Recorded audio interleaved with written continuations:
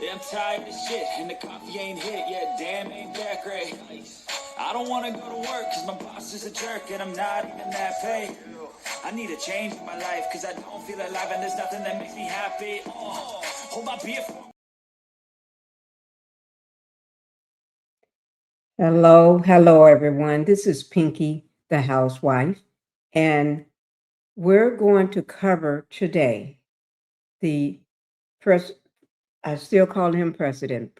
The former president Barack Obama grand opening at the Obama Presidential Center this morning in Chicago. We're going to cover it, and yes, I am going to cover this. Okay, it is very important that we cover this with the way things are going on in the world, where people are just slapping their names on buildings and taking buildings and slapping their names on things and tearing away things and getting rid of things. So this is very important. But before we get started, let me just welcome everybody to the Pink House. Go ahead and hit that like button. Hitting that like button helps you too to keep me in the algorithm by sending my videos out to more people that may like my content. And when I say it's very important that you all hit that like button, that's the only way I'm going to get pushed out into the algorithm. It's not because of YouTube, it's because of you. You all have to hit that like button, okay? And it's free. It doesn't cost a thing, and subscribe to the channel if you have not subscribed to my channel. I will be carrying this on two of my channels, which is Pinky the Housewife and Pink Global. Um, I do want to say thank you all for doing that, hitting that like button and subscribing for me. All right, thank you guys. And here is the second channel that it will be on. Okay, I'll drop it on there in a little bit. But we're going to go ahead and cover the Obama Presidential Center grand opening. This is in Chicago. It is pretty crowded, more of a crowd than other people may get if they got orange hair. But nevertheless, we're not going to talk about that. We go, guys.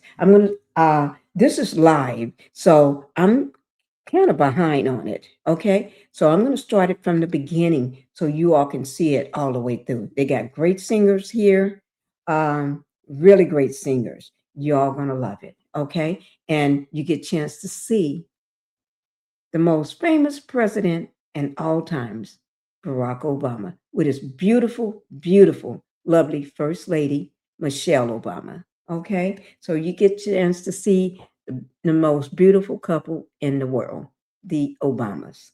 All right. Now, here we go, guys. I'm not going to hold you all much longer.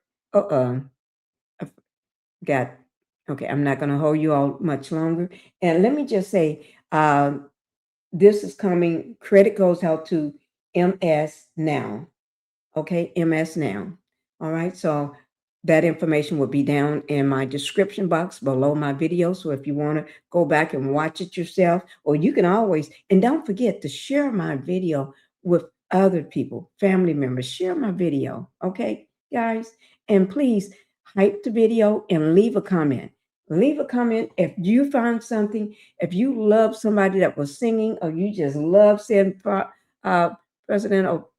I still call him the president because right now he is my president. Okay.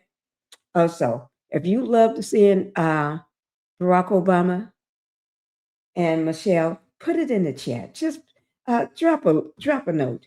Leave a comment, guys. I am so excited when I'm doing this. Y'all could. I wish y'all could see the smile on my face. Okay, here we go.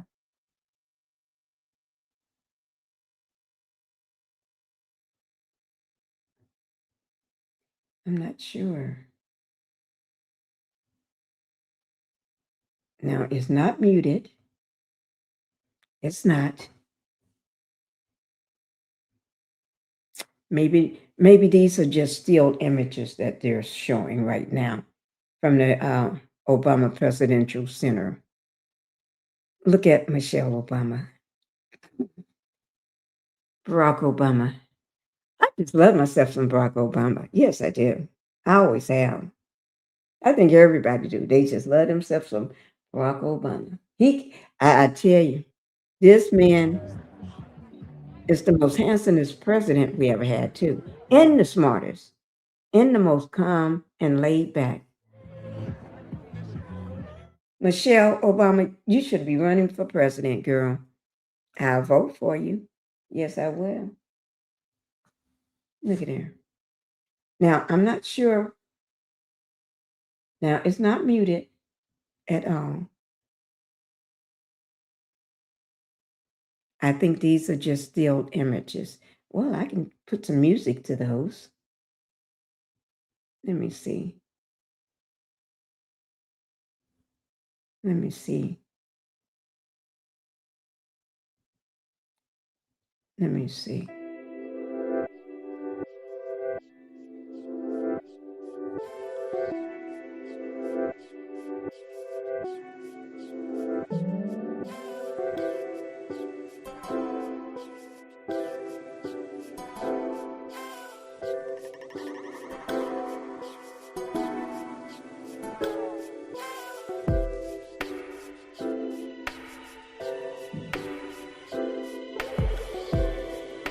This music is surprising me because I didn't know what it was going to be. I just clicked on it. I had a selection of music and I just clicked on it. And it works. And you like the name of it, so I can put it in there.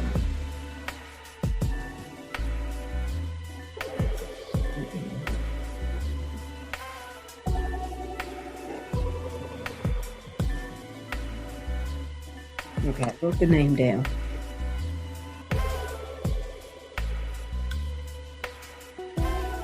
These are just still images because it's not muted. And I think I found the perfect music for it. Thank you guys for coming in, watching this. Look at him. Don't he look so handsome and debonair? Look at him. He shakes everybody's hand. Look at it. I tell you, I don't know what I'm going to do with Broad. Look at it. You must go out if your clothes live close. Go in, take a time one day and go to the Obama Presidential Center one day.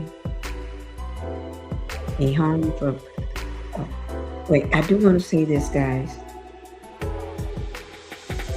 Thank you for everybody for being there. Who all are there, if you're there in attendance, I am so happy to hear that you're there. It just warms my heart.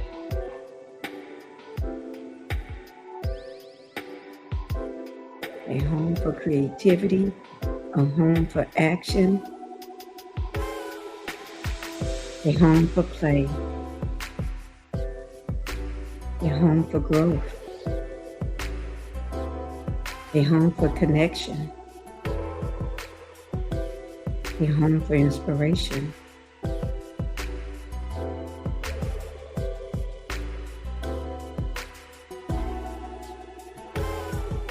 I think I picked the perfect music and didn't realize I was doing it.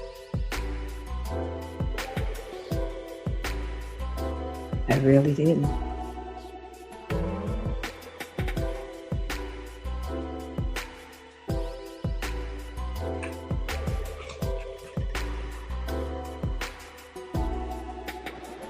Welcome to the Obama Presidential Center.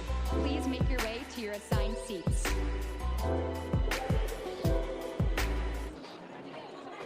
Please make your way to your Okay, it's assigned starting. seats. The event will begin shortly.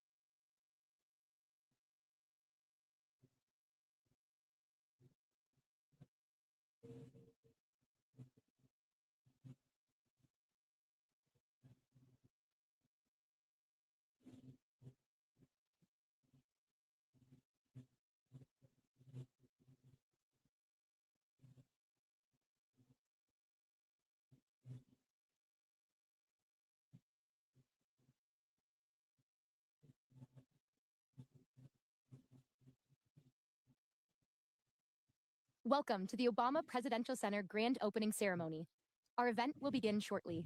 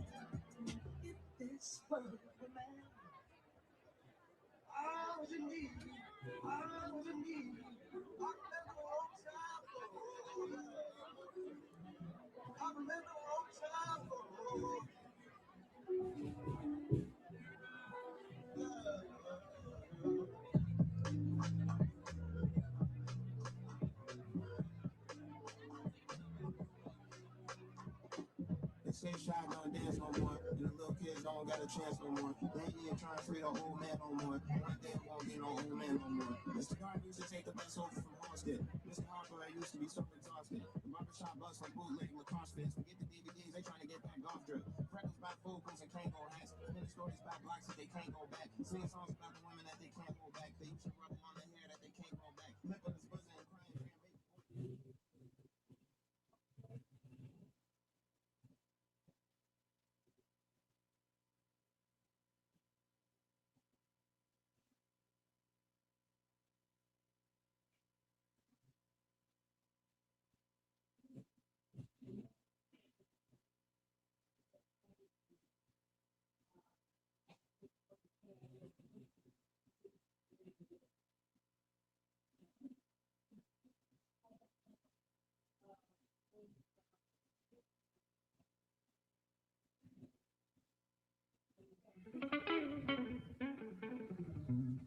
To welcome all of you on this incredible day, we are honored to be joined by a band that brings people together through music. Grammy Award winners celebrated around the world for their unmistakable sound. Please welcome The Roots.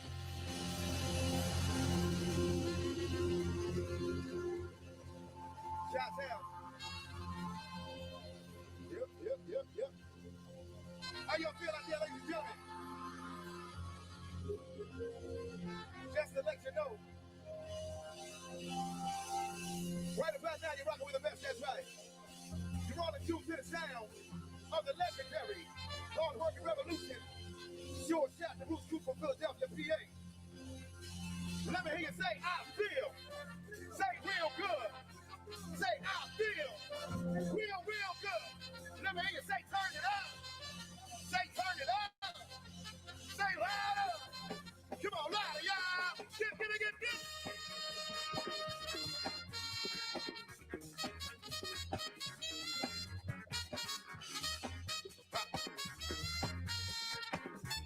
And you say, Chicago, Illinois, no surrounding areas. 21 pounds.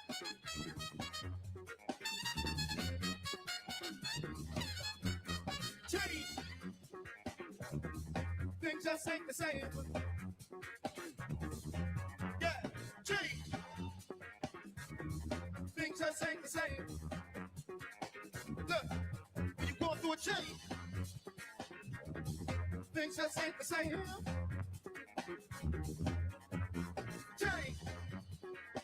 Yeah, things just ain't the same. Don't give it to me. Give it up there. Yeah, give it. You better believe it. Hey, well, all right. If you with a left, work. What's up? Shout out. Let me hear you say, I feel. Say real good. Say, I feel. Real good. Let me hear you say, turn it on. What is it now? Say, louder. Come on, fire.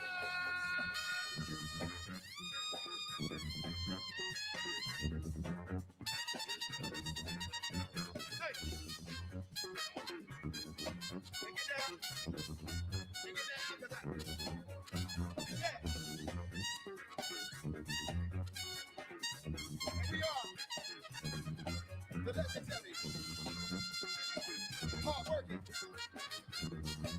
Revolution short out. Yeah. Train. Makes you wanna hustle. Yeah. Train. Makes you wanna hustle. You go through a train. Look. Makes you wanna hustle. The train. Makes you wanna hustle. Give it to me. Give it up there. Go give it. Y'all better believe it, man. Hey, it is what I like. Work. What's up? If we continue on, I feel. Say real good. Say I feel. Real good. Let me hear you say turn it up. Say turn it up. Say louder. Come on, louder, yo. Come on. There it is. Sing. Yeah. Look, don't worry about those. Girl, everybody know. I know you right. Yeah. Classic material. The legendary hard working. Baby. You are moving my way. I've been on who I look, don't worry about those. Girl, everybody know. I know you out here. Wait, go no way. Yeah.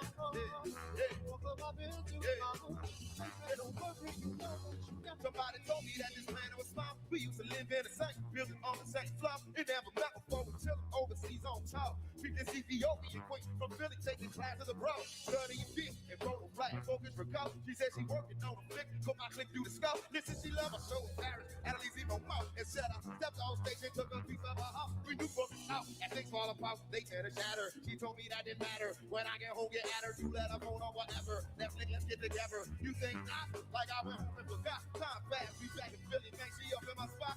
Telling me the things I'm telling her was faking her hot. Caught a building with her constantly around the clock. She's in my world like that pop. Every shut up a rock.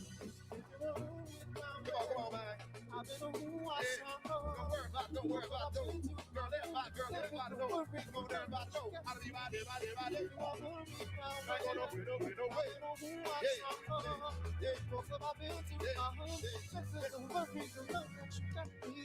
the type that's always catching a flight. Sometimes I gotta be out at the height of the night. And that's when she flips and gets some song. Yo, this ain't right. It's like I'm just on side and you in love with your mic. But I know you got to get your baby daddy, keep that thing tight. But listen, I need some love in my life. You feel me? Like I was talking to the city from y'all city. I'll play it anything pretty. Like I'm saying, boo, you know it's just a you must think, boo. When brothers be my baby, I don't hear what they saying, boo. When you all out in the world, love you, don't steal your girl. All these factors out, really got a time for all the thrill. When you cutting on stage, think of me when you rhyme. Don't be listening to your homies, they be leading you blind. I can trust her right, guess I'm a king for real. This is y'all know the ladies still get here. She still telling me, baby, you are moving nowhere. Yeah. I don't know who I saw. Don't worry about no, worry about no.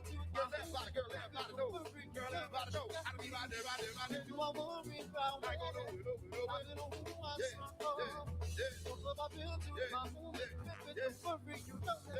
Be that chicken and that rather be that cold cat. With Forensic trying to play you for a fool. Black. Listen to something that's on your chest and just make that thing known. Cause I'm not every 5 minutes all up on the phone. Well, the topic of trust is just a big matter of fact. People, they be fighting back. Trying to fact it wasn't that ever be. I'm not on some look, I'm a celebrity. I deal with that real and if it's artificial, let it be. I see people fall in love like whirlwinds. Listen to this bar, dealing with girlfriends. That's exactly the bar. They whole world in lies of it. That's where that drama begins. Where she like.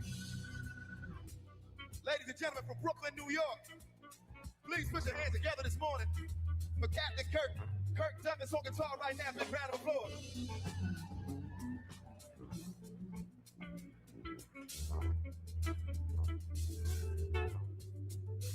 Talk.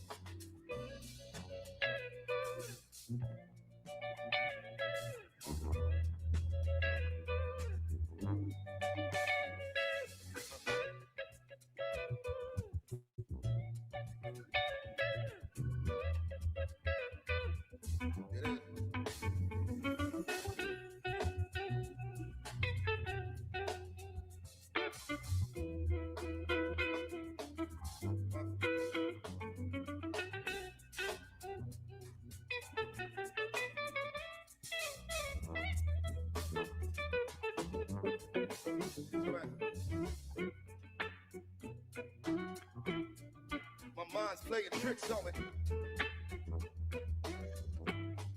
My mind's playing tricks on me. Hey, 21 pounds. Come on, man. Get down.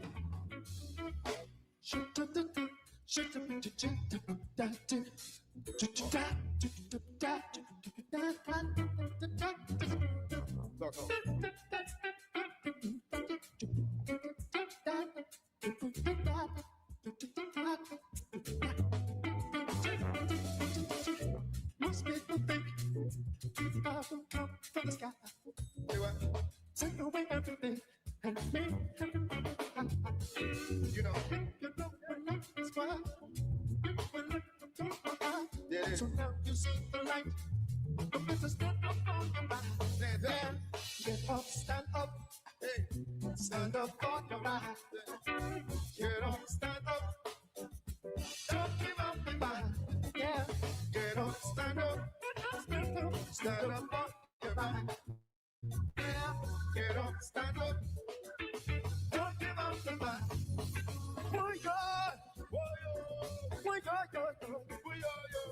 Why God?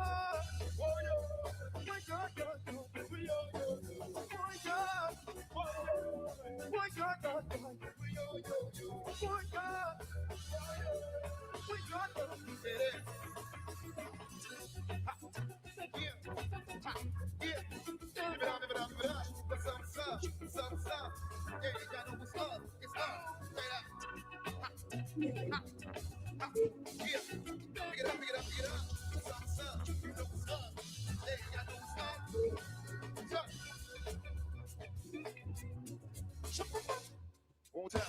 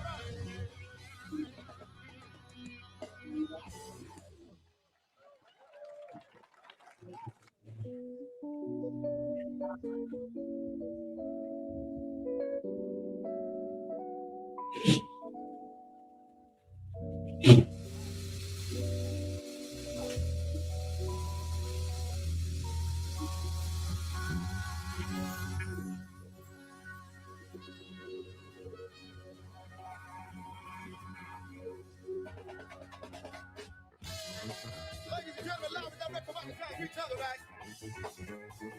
Live and direct from the concrete jungle where we get down to the ground. Legendary hard working. Yeah. Get down, get down, get down, get down, get down, get down, get down, get down, get down, get down, get down, get down, get down, get down, yeah, get down, get down, get up. And you say, really know what to say.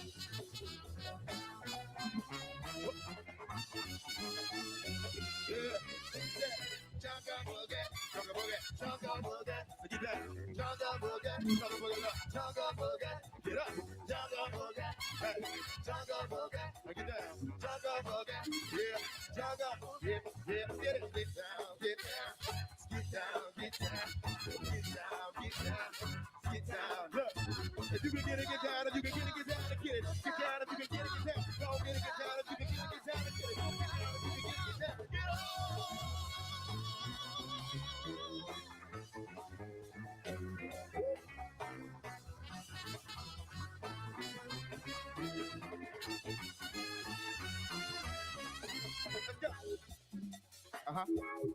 I feel it coming on.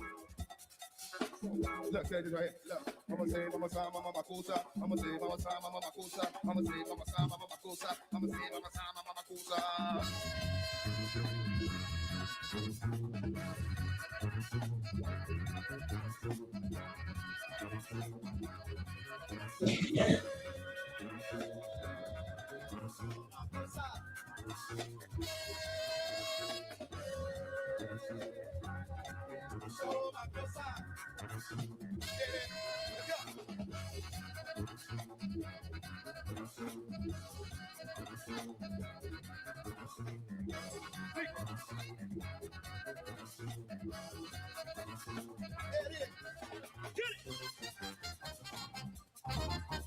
Tell us. Go closer.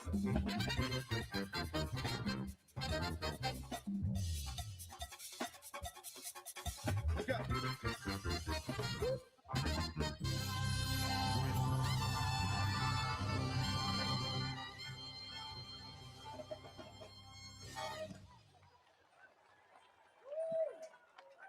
As we begin today's celebration, please welcome some of our distinguished guests. His Excellency, Senator Matteo Renzi, former Prime Minister of Italy.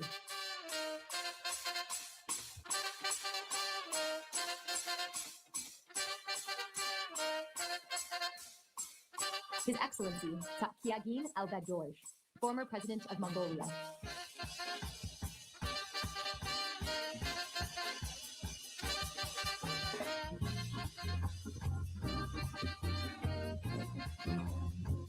The Right Honorable Justin Trudeau, former Prime Minister of Canada.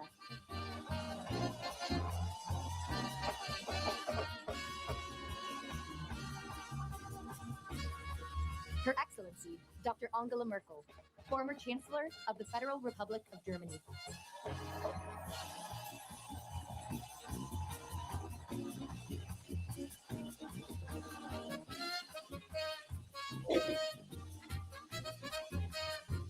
And Vice President Kamala D. Harris and Mr. Douglas M. Hoff.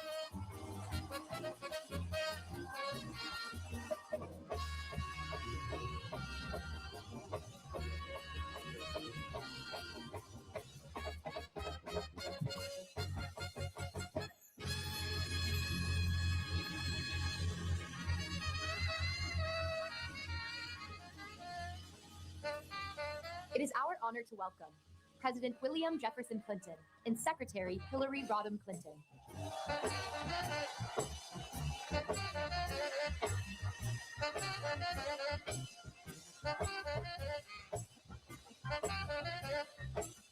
President George W. Bush and Mrs. Laura Bush.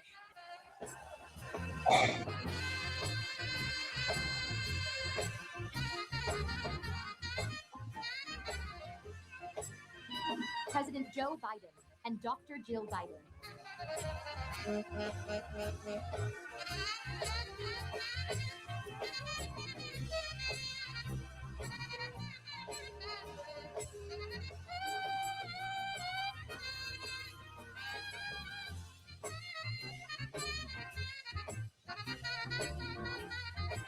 And now please welcome former First Lady Michelle Obama, Malia and Sasha Obama, and our 44th President of the United States, President Barack Obama.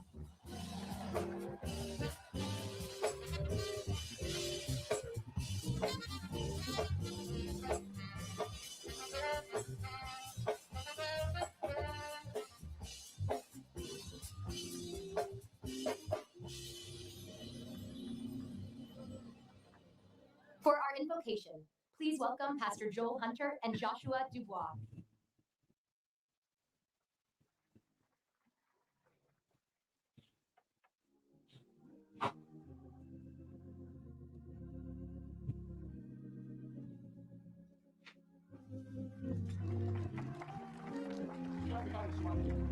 Sorry. If you're a praying person, would you pray with us? Gracious God, we bow our heads in gratitude on this holy ground. We thank you for the long arc of justice you have bent toward freedom, for the founders who confessed that all are created equal, for the abolitionists and the marchers, for the women who claimed the vote, and for the saints who crossed the bridge at Selma, trusting that you walked beside them. Generation after generation, you have widened the circle of belonging. And so we come to give thanks for the man whose name this center bears, the son of many places who answered your call to serve, who stood where no Black American had stood before, and who reminded a weary nation that hope is not a platitude, but a call to action, and who was not just concerned with nations, but with neighborhoods. We thank you for his deeper wisdom, that our differences are not a threat to be feared, but a gift to be welcomed, the source of strength and of greater understanding. Neighbor to neighbor, stranger to friend, he showed us the quiet power of listening, of showing up, and of believing We thank you, too, for how he loves, a husband devoted to his wife, a father tender with his daughters. In him, we see that a life of service begins at home, with a people we cherish. And we also see a faithful friend who would call on two old teammates to help launch this center with a blessing. Now, God, we ask you to move. Move about this center. Let it be an epicenter of innovation, a balm of restoration, and a hotbed of hope. Move in the hearts and minds of all who pass through these grounds and walk these halls. Let inspiration creep up when they least expect it. Let them feel the same fire that a young man and young woman on the south side of Chicago felt, not too far from here and not too many years ago. And for those who may arrive here weary and heavy laden, let this be a place where peace quiets their souls. Finally, God, move in our futures. Let a strange mixture of what happened here at the Obama Presidential Center, plus the work of human hands, plus your divine work, unleash justice where it is lacking. Loosen democracy from those who would tie it up and unfurl the type of change that sets captives free. And let that work create ripples in eternity, smiles in heaven, smiles that stretch across the divine faces of Fannie Lou Hamer and Joseph Lowry, C.T. Vivian and John Lewis, Frazier and Marion, Anne and Brooke. Thank you, God, for all that you have done, all that you are doing, and all that you will do in this hallowed place. Let it be so, and let the people of God say, amen. Amen. Amen. Thank you for your service. Please stand for a presentation of colors by the Illinois Color Guard.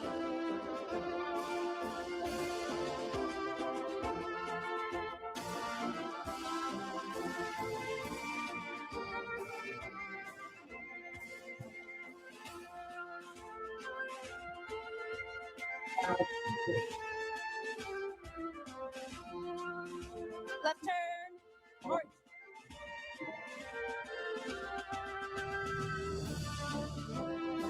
Color guard, halt.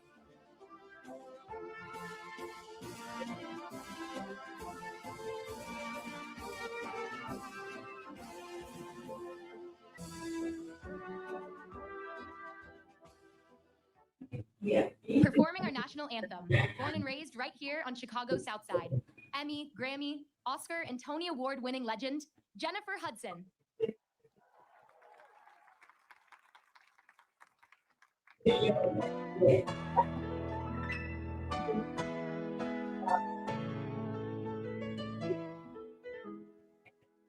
Oh, sir, can you see by the dawn's early light what so proudly we held at the twilight's last gleam, whose broad stripes and bright stars through the perilous fight, what the ramparts we fought was so gallantly streamed. Hey, the Rockies were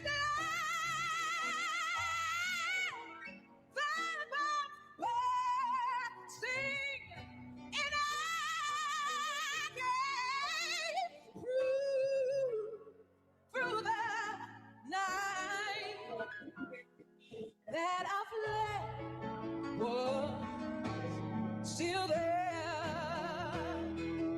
Oh, Sienna, that star spangled banner, yet wave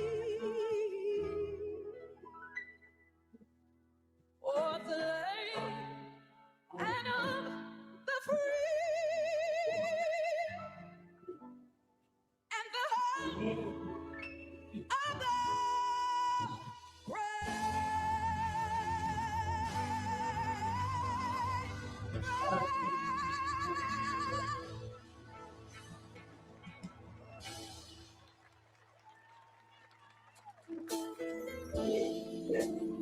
such an honor to be here also. I want to say congratulations, President Obama.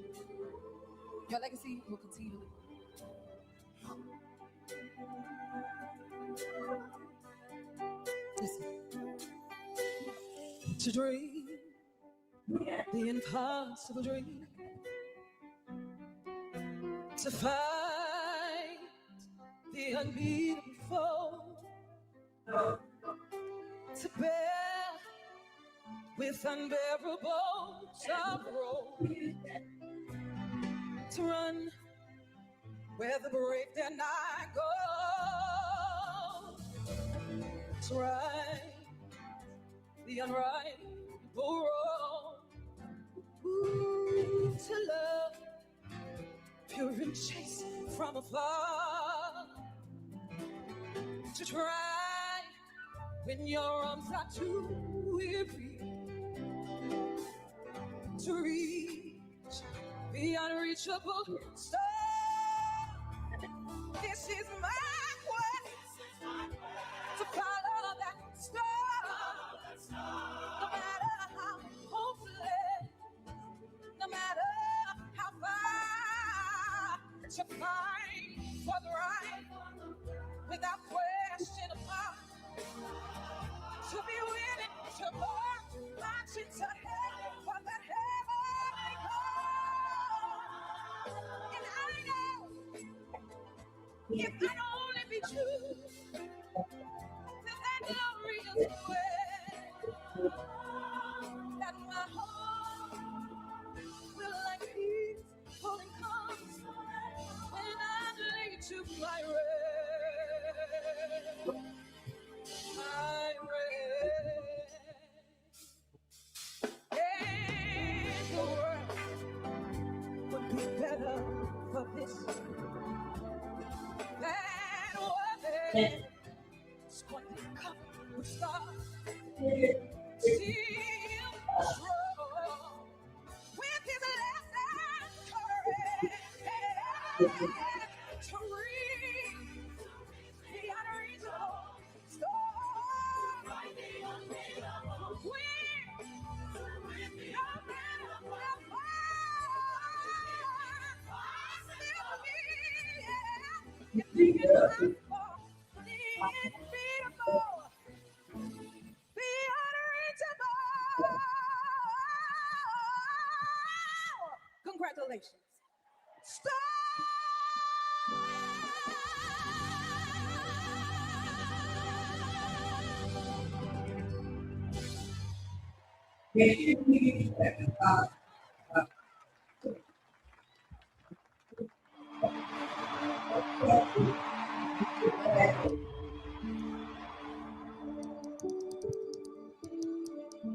Our story begins on the south side of Chicago.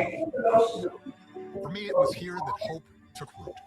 That's where I started knocking on doors, where I learned to listen and found my voice, where I fell in love with Michelle and built a family, in a community, in a home.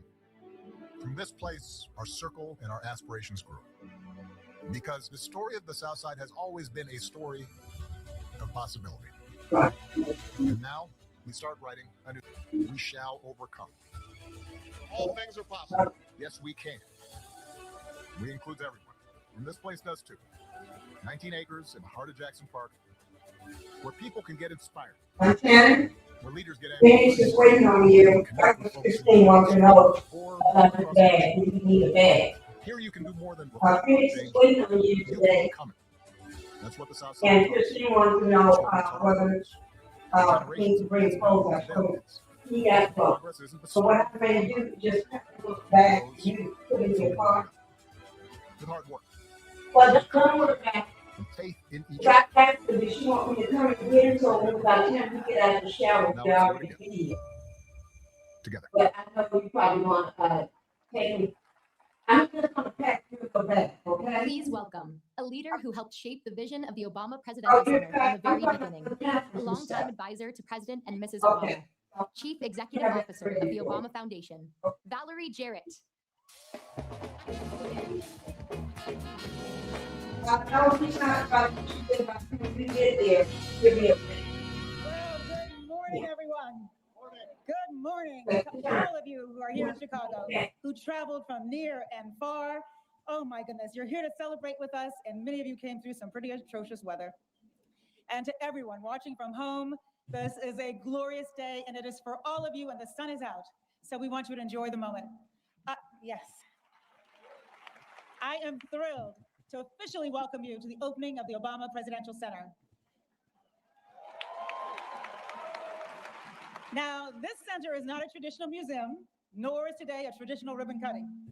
It's a day for music, for fun, and of course, it won't surprise you, for hope. Looking out at this fabulous crowd, I have to tell you, I am so tempted to sing my own rendition of Amazing Grace, but I think I'll save that for another day. Instead, I invite everyone to cheer and dance and get on your feet and enjoy yourselves. This is a campus for everybody, whether you live down the street or on the other side of the world. And we hope you are going to come back again and again.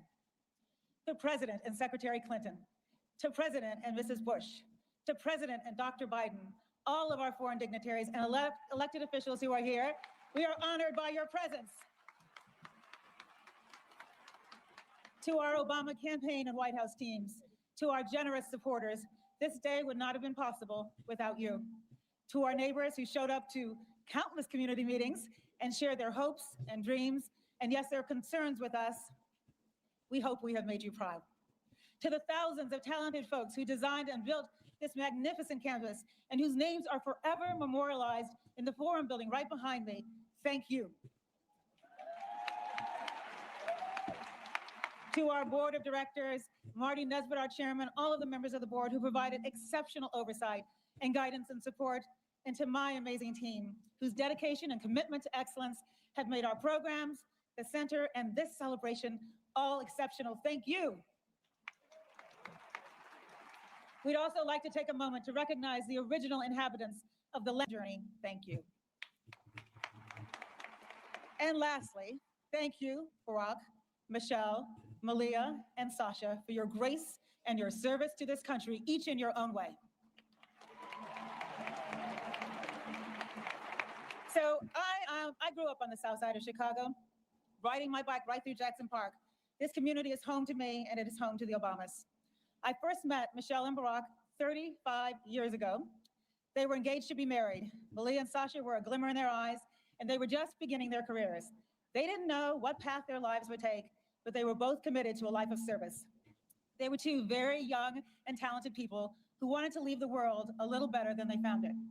Now, a lot has obviously changed since then, and I'm not just talking about Barack's hair color. Sorry about that. But I'll tell you what has not changed. What hasn't changed is Barack and Michelle's devotion to family and friends.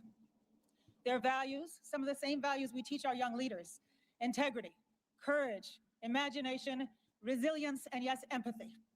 And their unmistakable belief, their unshakable belief that to whom much is given, much is expected.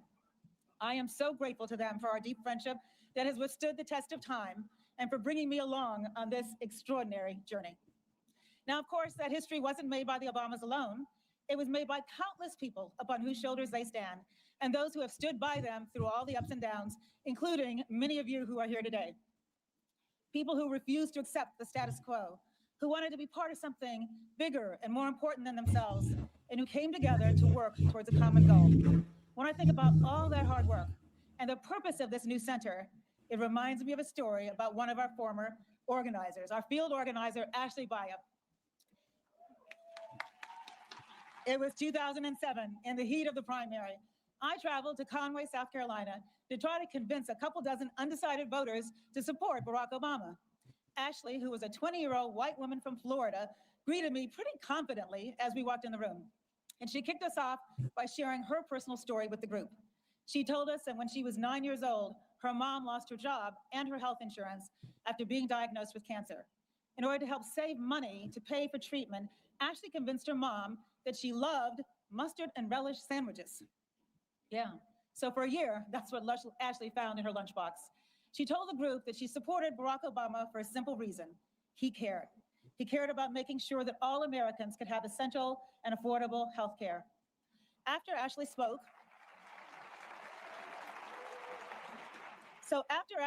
we went around the room and each person talked about what they were there for, what they cared about. They wanted to hear about all kinds of things that the senator was proposing, his plans to create jobs, help veterans, save the environment. Then, about 2/3 of the way around the room, an older Black gentleman said, rather matter-of-factly, "You know, I'm not here to listen to what you have to say about any particular issue. I'm here because of Ashley. I know her, I trust her, and because of her, Barack Obama has my vote." Ashley's here today. Where are you, Ashley?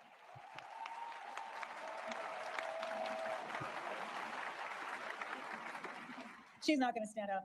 Now we know there's a little bit of Ashley in all of us. Real change is not predestined, nor does it happen simply because of someone's title or station or status. Real change depends on trust. The kind of trust that was built between a young white woman from Florida and an older Black man from South Carolina. That's what Barack's campaigns were all about. That's what Barack and Michelle's 8 years in the White House were all about. That's what the center is all about. This is not a monument to the Obamas, you guys. This is a tribute to all those who made their journey possible. Inside this museum and throughout this magnificent campus, you're going to find the stories of ordinary people who did extraordinary things. Stories that show the inevitable zig and zag of our efforts to perfect this nation, but that nonetheless paved the way for Barack Obama's presidency and everything achieved during his 8 years in office. This center is also a challenge to the next generation of changemakers because our work is never done. In the words inscribed on the outside of the museum building, we each have the glorious task of continuing to improve this great nation of ours. This center may be named for an actor, a producer, and one of the most influential voices of her generation, Marseille Martin. Take it over, Marseille. Hello, y'all, back at the plaza. Hi, Valerie. Thank you, everyone. And yes, I sure am in the middle of the action. The crowd is electric over here. Make some noise. I feel like a whole cookout over here. We got the food truck, music was going, the lawn chairs. We are having so much fun. I also have a bunch of amazing people over here that I would love to talk to because they have incredible stories. Now, okay, we'll start with you guys. What is y'all's names and where y'all came from? Nadesh. I live here, but I'm originally from Congo. Nice, nice. My name is Claudia, and I just came all the way from Africa yesterday for this event. Shout out to that. Wait, how long was that flight? I took a first flight that was 6,000 miles, and the second one 4,000 miles, so in total to 10,000. That is incredible. Now, why was it so important for you to come to this event? Because I had the incredible story. That was in 2008. I was studying journalism in Harvard.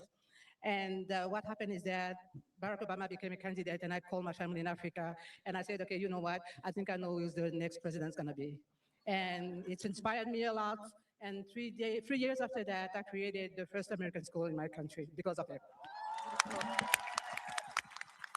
I love that. So how has your time been in Chicago? Have you showed her anything? Any dope sites? We'll try after the event. After the event, he's like, there's an after party after the party. I get that. I get that. I love that so much. And how about you, Andre? Listen, this man's been dancing the whole time.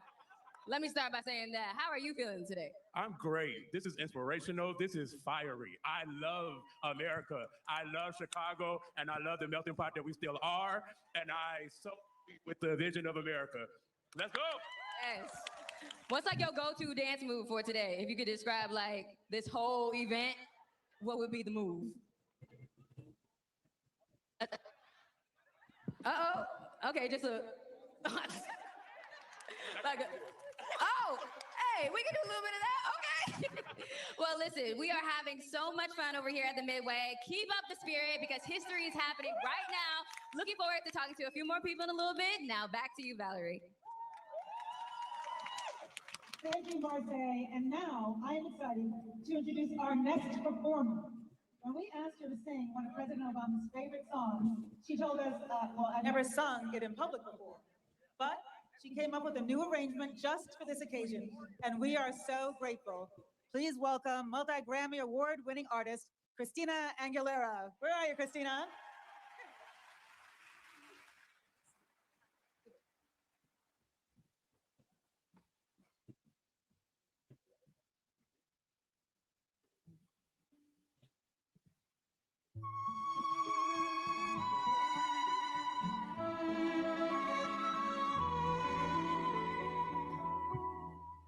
see trees of green, red roses too. I see them bloom for me and you, and I think to myself, what a wonderful world.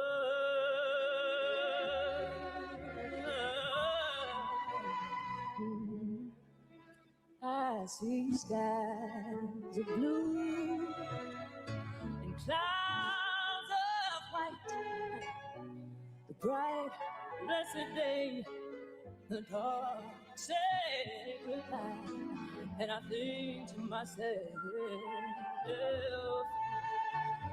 what a wonderful world.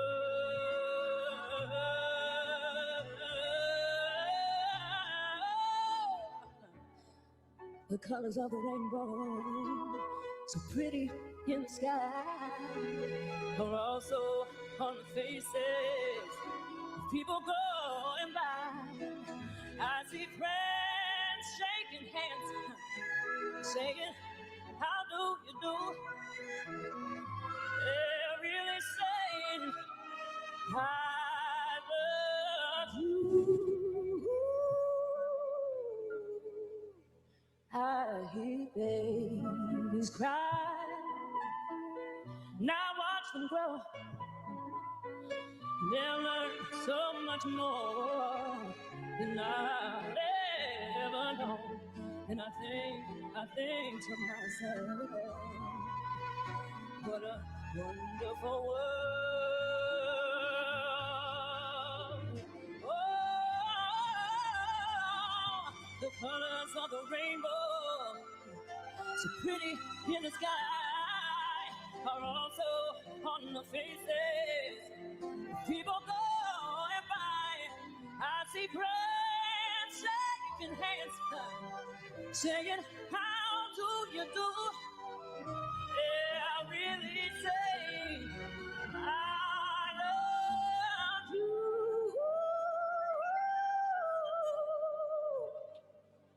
I hear babies cry, I watch them grow. They'll learn so much more than I'll ever know. And I think to myself, what a wonderful world.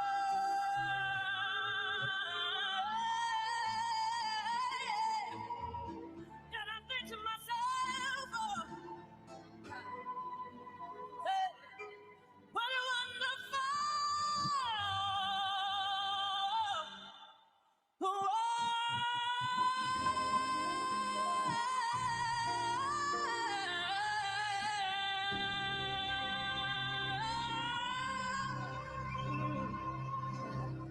Thank you so much. Congratulations, President Obama and Michelle. President and Mrs. Obama have always shown us that hope isn't passive. It's something you show up for. For the past 8 years, the Obama Foundation has been bringing that hope to life. Now, see the mission in action. Leaders emerge every day in classrooms, in neighborhoods, in communities across continents. A whole generation is already shaping what comes next. We are reporting live from Rio. Welcome to Greece. From Africa, Europe, and the Welcome to Chicago. I'm in Antarctica. For over a decade, the Obama Foundation has created opportunities for young people to realize their ability to change their world. Young people like our boys and young men of color in the My Brother's Keeper program, created by President Obama in the wake of the death of Trayvon Martin. Boys who dream big and whose growth we can nurture because their success is our success. We have to be able to say to them, you matter. And we are going to make sure that you have the opportunities and chances to move forward. My Brother's Keeper is definitely support that helps us catapult our young men into greatness. The Girls Opportunity Alliance, founded by Michelle Obama, supports grassroots leaders and organizations working to educate and empower adolescent girls around the world. By telling our own story from our perspectives, that's how we're going to change the narrative. That's how we're going to shift the way that we're seen in the world. When girls get the opportunities they deserve, we all benefit. and the Obama Foundation's Global Leadership Program, where emerging leaders in the United States and around the world are building community and learning skills to take on the defining challenges of our time. Many of the challenges that are happening in our countries are so universal. If we work the playbook well, then we can put it in practice. We come from different nationalities, different cultures. We do our work for love of the community, for love of country. Whenever you put out the invitation for people to meaningfully make change, so many people are willing to donate their time and energy towards creating a better future. And that's powerful to people. Now, this work has a place to gather and grow. Here at the Obama Presidential Center, dreamers become leaders. Yes, we can. Hope becomes change. We build the future together. I want to fight to make sure that the world sees you, because I know who you are. Because the future is shaped by those who choose to be audacious. The future is now, and it starts with us.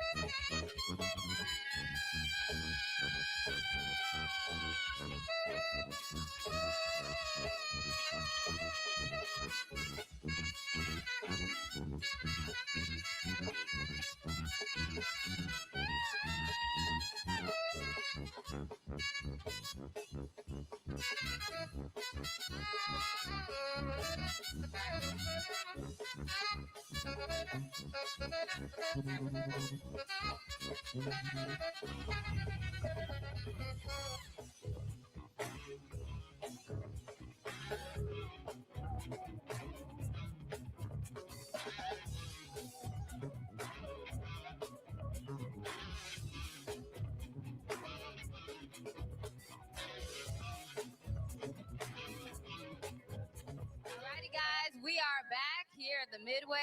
Yeah, we still making noise over here. We chilling. We see y'all at the plaza with y'all church fans. We gonna need some of those. Someone bring some over here. Woo! All right, I got a new set of people with amazing stories. Now tell us, what's your name and where you come from? My name is Chris, and I'm thrilled to be here. Where are you coming from? Just north Glenview, Illinois. Right, nice. Now, how excited are y'all to be here? I love it. It's such an honor. I love the Obamas, and I just love it. It's just a wonderful celebration. Beautiful. How about you guys? Y'all excited? We're super excited. We're here from the south side of Chicago, Bronzeville, home with Flossmoor, north side. You know, we're celebrating, and we are super excited to be here. Christian is 15 years old. Oh my gosh. She's celebrating with all of us. How is this for you? This is my first time at a real historical event. I'm really excited. I love music. I love Obama. I'm just glad to be here. Absolutely. How about you, girl? Where you coming from? Chicago, north side, Lakeville, basically. So not that far. Same neck of the woods over here.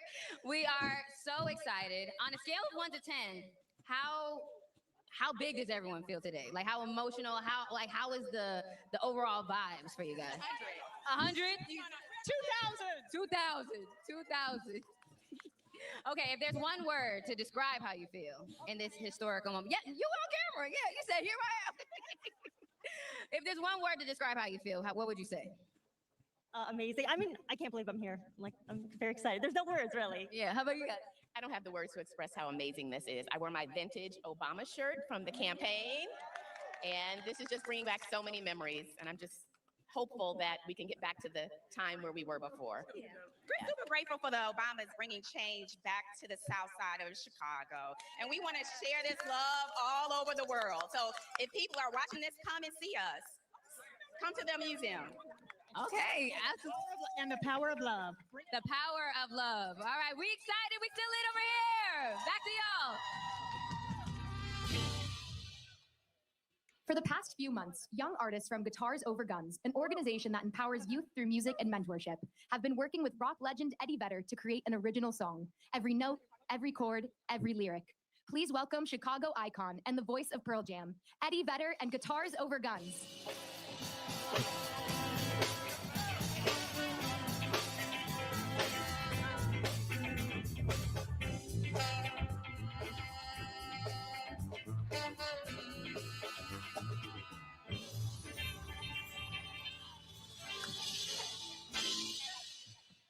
Well, hello, and what an honor to be here. What an honor for all of us to be here on this day. Let me quick introduce you to the band. On lead guitar, 12 years old, this is Issa. Vocals, all 13 years old, we got Joy, Naomi, and Giselle. On more vocals, we got Mason, 13, a veteran of the program, Maisky, he's 20. We have some mentors from the program helping out. That's Jeremiah, Michael, and our leader, Andre. On the bass guitar, the amazing Aiden, 13. And at the ripe old age of 14, we have Cassidy on the drum kit. Now, President Obama was aware that I would be playing music with young musicians from the neighborhood. But when he heard we were writing an original piece, a song just for the occasion, he said, that might be a lot of work. And as usual, he was right, but it's been great work, and it's everything the center stands for. It's inclusivity, it's access to resources, it's mentorship and opportunity. So we thank you for this opportunity. The song is called Better Believe, and I started, but is everybody ready? Yes. Let's go. It goes like this.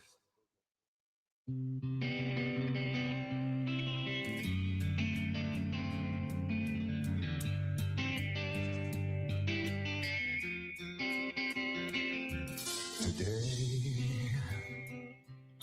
is not just another day.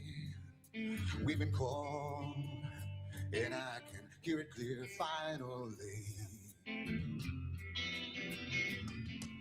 I can say what I want to say and be the one I want to be. There ain't no one who can take my place. For the days where we could not find our fate, but all of that searching is what led us all here today. You better believe, believe what you see. After it's all said and done, we all can agree. Our time is not on. We'll fly to the stars. After it's all said and done, you better believe, believe in me, believe in me.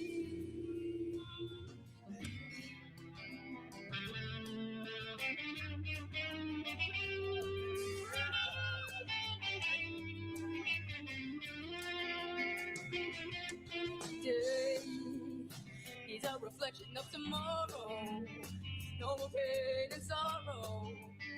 Now we can seize the day. Being on your own, it can be lonely sometimes, but we have to find a way to make it through the rain. Ooh, rainy days, you better believe we're gonna be here after it's all said and done. We all can agree. Our time is not on. We'll fly to the stars after it's all said and done. You better believe, believe in me, believe in me.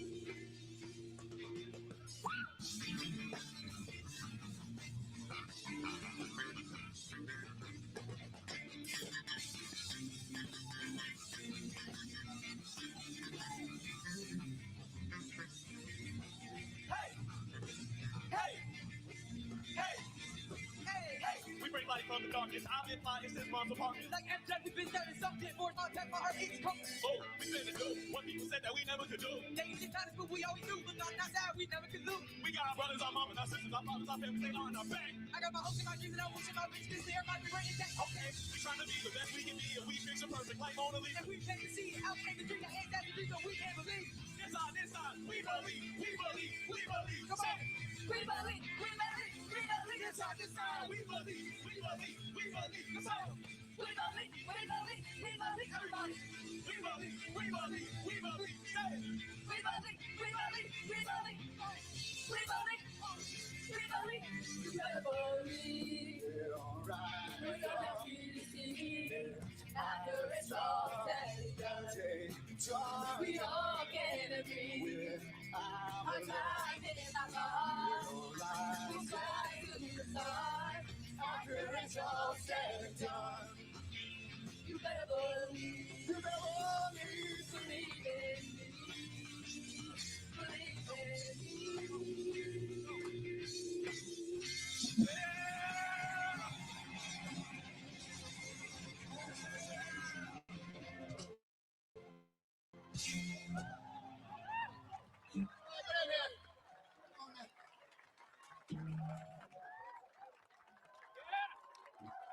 He's an entrepreneur, innovator, and a driving force to make the Obama Presidential Center a reality.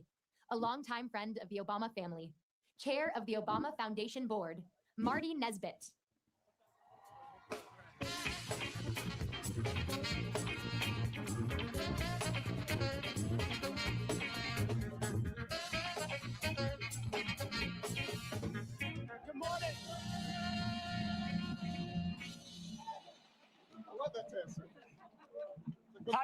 tan suit. It was inspired by a very good friend of mine who made tan suits famous. And I don't know about the rest of you all, but I thought he looked pretty good wearing his. So I decided to wear one myself. Well, they say imitation is the sincerest form of flattery. So this is my way of just showing a whole lot of love. Thank you. In all seriousness, standing here today is deeply personal for me. My wife, Anita, and I have deep roots in this community. We met at Roby House, which is just up the street over there, in a home built by Frank Lloyd Wright. We were married in Rockefeller Chapel, which you can see right over the horizon. All 5 of our children were born at the University of Chicago Hospital. And somebody's inspired by that. We were born at the University, all 5 of my kids were born at the University of Chicago Hospital, and Anita served on the faculty at the Pritzker School of Medicine for nearly 30 years. Over the decades, we have watched this city and this community evolve, overcome challenges, and continually reinvent itself. To stand on the South Side and see the Obama Presidential Center rise here today, where generations of young people will come to learn, lead, and dream, is both emotional and historic. For us, this moment is also a chance to reflect on the privilege of our decades-long friendship with President and Mrs. Obama, which was forged right here on the South Side of Chicago. We have watched them grow as leaders, as parents, as partners in a remarkable journey of service. And throughout that journey, we have seen the same qualities that inspired millions around the world: conviction, humility, and an unwavering belief that the power of ordinary people can do extraordinary things. Those values are embedded in this place. This is more than just a building. It's a promise that leadership matters, a promise that democracy depends on participation, a promise that young people, regardless of where they come from, can make a difference in the communities and in the world. And a promise that the South Side of Chicago will continue to be a source of talent, innovation, and opportunity, and hope for generations to come. I also want to recognize the many people who made this day possible.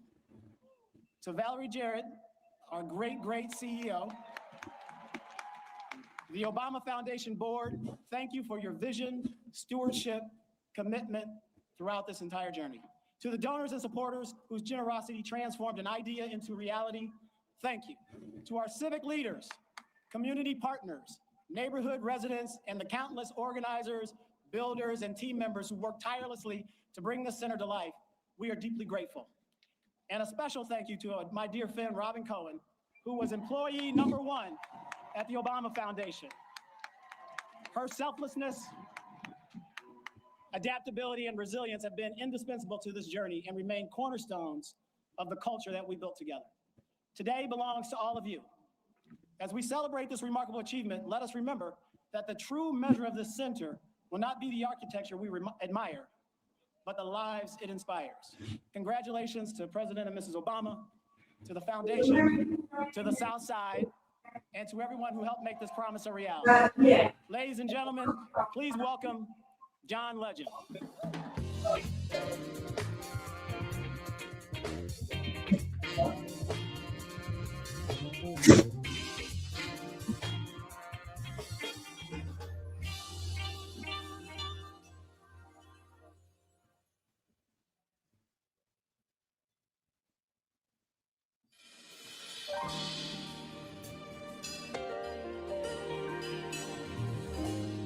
From Chicago's own Donny Hathaway. Hang on to the world as it spins around. Just don't let the spin get you down. Things are moving fast. Hold on tight and you will last. Keep yourself, respect your manly pride. Get yourself in gear, keep your stride. Never mind your fears. brighter days will soon be here. Take it from me, someday we'll all be free.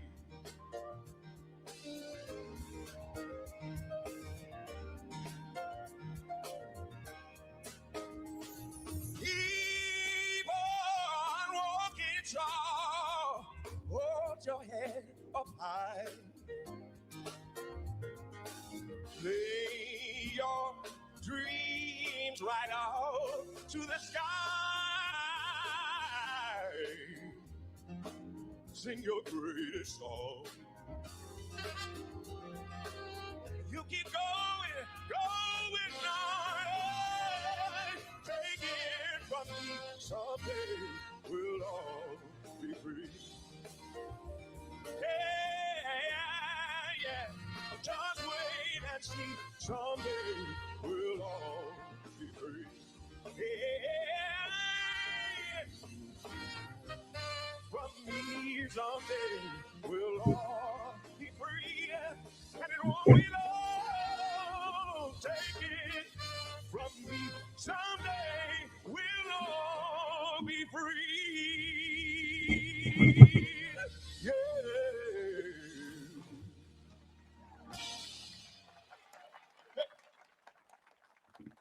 Thank you so much. It's so good to be here on the south side of Chicago. The first time I met President Obama, he was Senator Obama. We met in his office almost 20 years ago. And he was contemplating running for president. I told him, if you need anything from us, just let us know. We'll be glad to help out. And help out we did. We were so grateful to be a part of this entire journey from the beginning. So grateful to see this beautiful facility here, honoring all the work that the Obamas did, but that all of us did together. We're so grateful for this opportunity. And we've got some more amazing Chicagoans to come to the stage. Please welcome this incredible choir, United Voices of Chicago.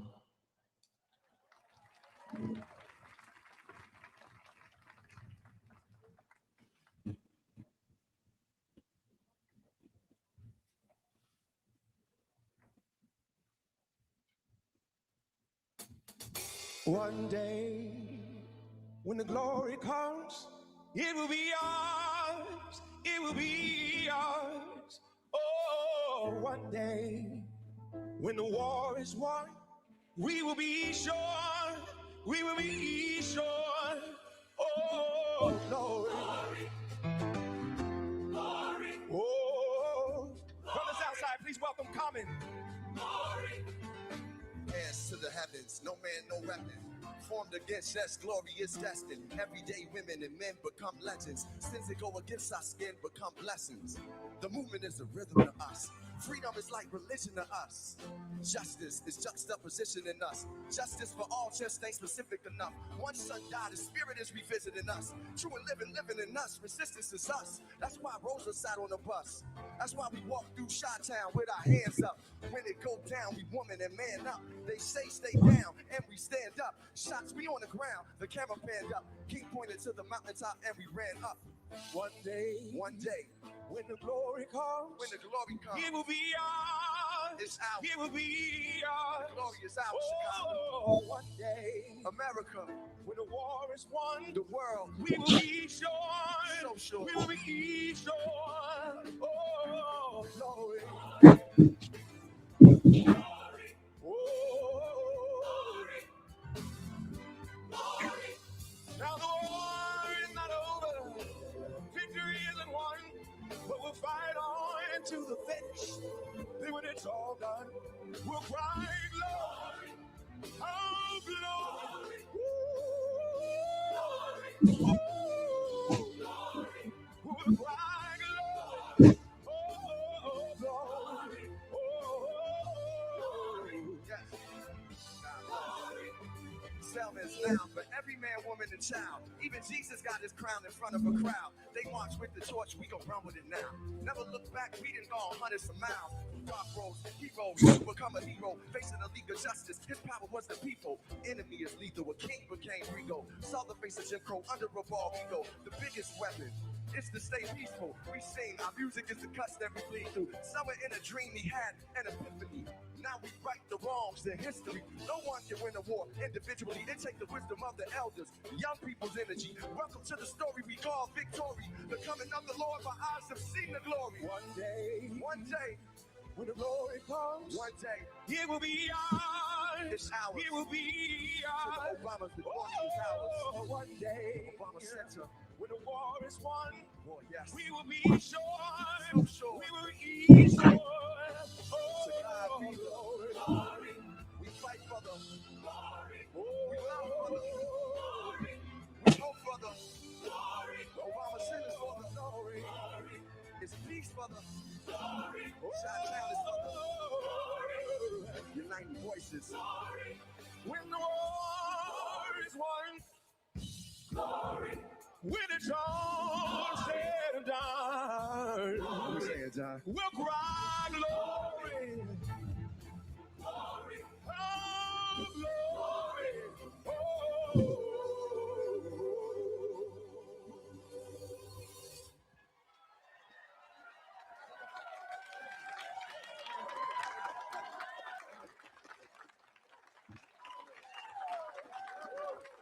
God bless.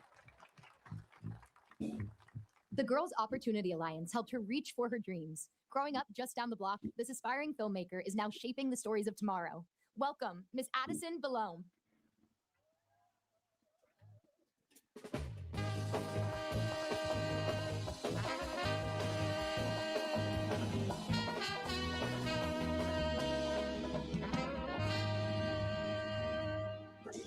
Good afternoon, everyone. My name is Addison Belome. I'm a film director, a rising sophomore at the University of Southern California School of Cinematic Arts. And most importantly, I was born and raised right here on the South Side of Chicago. Being here today as a presenter at the Obama Presidential Center is a tremendous honor. Standing on the stage feels a bit like deja vu. My mind goes back to my sophomore year at Lindblom Math and Science Academy. Swoop, swoop.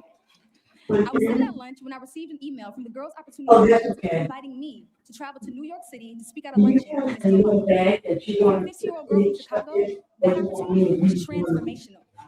It showed me that my voice mattered and that my dreams were worth pursuing. First Lady Michelle Obama is living proof that when you're a Black girl from the South Side of Chicago, there is no limit to what you can achieve.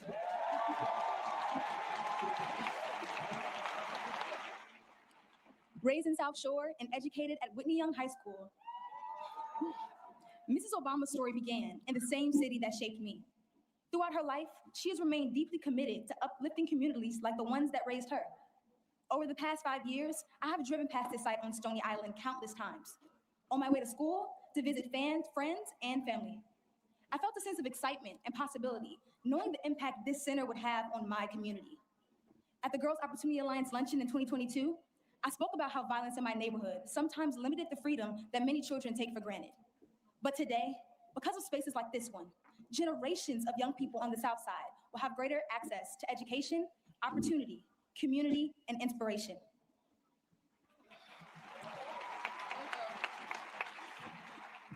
This center stands as a reminder that our neighborhoods are worthy of investment, our stories are worthy of being told, and our young people are worthy of every opportunity to dream bigger.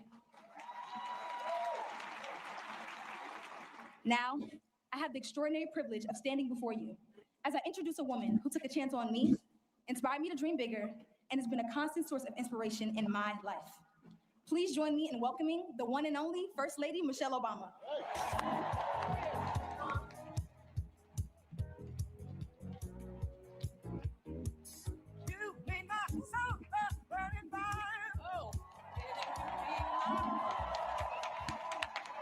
Well, my goodness.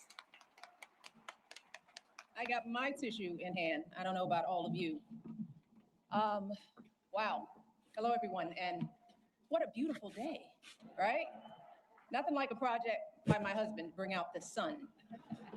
Let me start by thanking Addison for that magnificent introduction and for exemplifying the heart, excellence, and determination that has blossomed right here on the South Side for a very long time.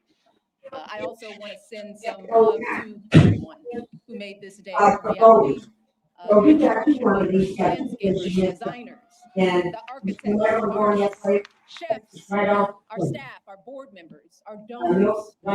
Barack and I simply cannot thank you enough for the care and brilliance you poured into every square inch of this campus. I also want to recognize all of the elected officials and distinguished leaders from around the city, the state, the country, and yes, the world. Thank you for being here to celebrate with us, especially to all of my fellow formers, to Joe and Jill, George and Laura, Bill and Hillary. Thank you from the bottom of my heart for your service to our country over so many years, and for your constant friendship and support of our family. We love you guys, truly.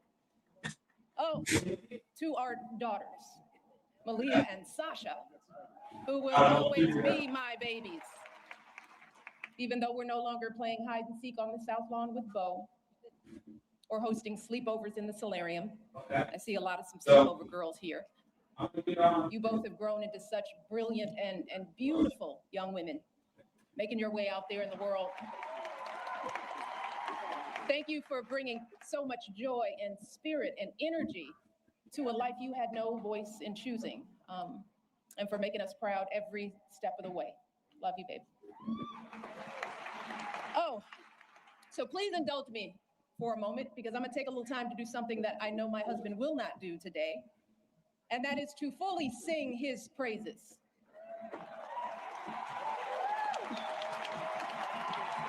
Barack, you gotta look at me. You told me all those years ago that you couldn't promise me the world, but you could promise me an interesting life. And of course, you outdid yourself and managed to give me both. I know it hasn't always been easy, but there hasn't been a single second through this experience that standing by your side hasn't left me in awe. 8 years in the crucible, and not once did you melt from the heat. Not once did you let it harden you. Instead, you used it to reveal your truest essence, your stubborn optimism and unflinching courage, your dazzling brilliance and unpretentious decency, your ferocious work ethic, and absolutely unshakable moral fiber. And to do it all as a first, and the higher standard that comes with all that, the claims that a US senator and constitutional law expert wasn't qualified for the job, the lies about your birthright, your faith, your patriotism, the outrage when you stated the biological fact that if you'd had a son, that he too would be Black. Yet, you were unflappable at every turn, always focused, always calm, always looking at the long view. How absurd it is to even imagine that you might have buckled under the pressure even once, lashed out in frustration, lost your temper. How absurd it is to imagine that you might have done anything to make our family and this entire country proud.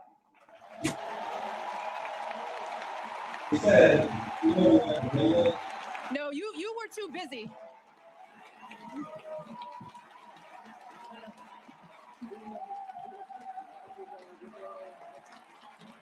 I'm not done, y'all.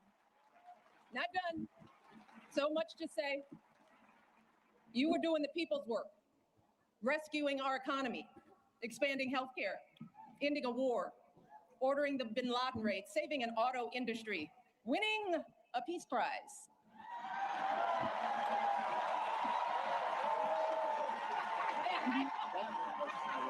Keeping us safe from Ebola, regulating the banks, standing up for marriage equality,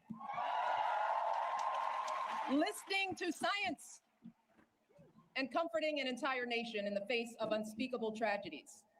And you did it all with such grace and class and cool that you made the hardest job in the world look like a walk in this beautiful park. Your mother, Toot, Gramps, you are a tribute to their love. They are up there grinning and hugging today because you never forgot who you are and where you came from. Single mother, working hard to get by and get an education and show her son the world. Grandparents who didn't have much, but they had the perfect recipe to nurture your flame. You never forgot the folks in the union halls and church basements here in Chicago, where you first put your ideals to this test. You never forgot all the voters you registered and students you taught and neighbors you organized. You never fell for the temptation of a quick fix or an easy payday. You never changed from that idealistic summer associate who showed up on that rainy day when we first met without an umbrella. You always gave us the very best within you. And in doing so, you reminded the rest of us that we could too. Barack, there are no words to express how proud I am of the way you showed up and continue to show up every single day. It has been an honor to be by your side. You have made me a better person and have given us all an example that we should strive to emulate. And I hope you know, there is truly no higher calling than that.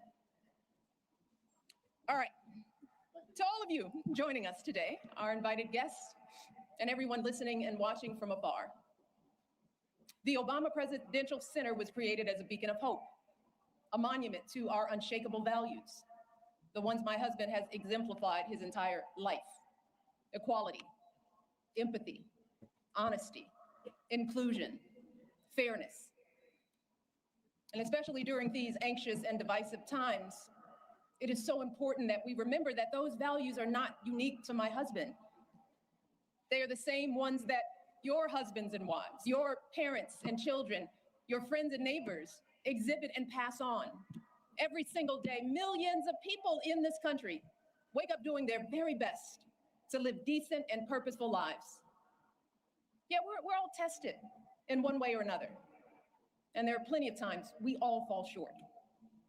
But deep down in our hearts and souls, we all know right from wrong.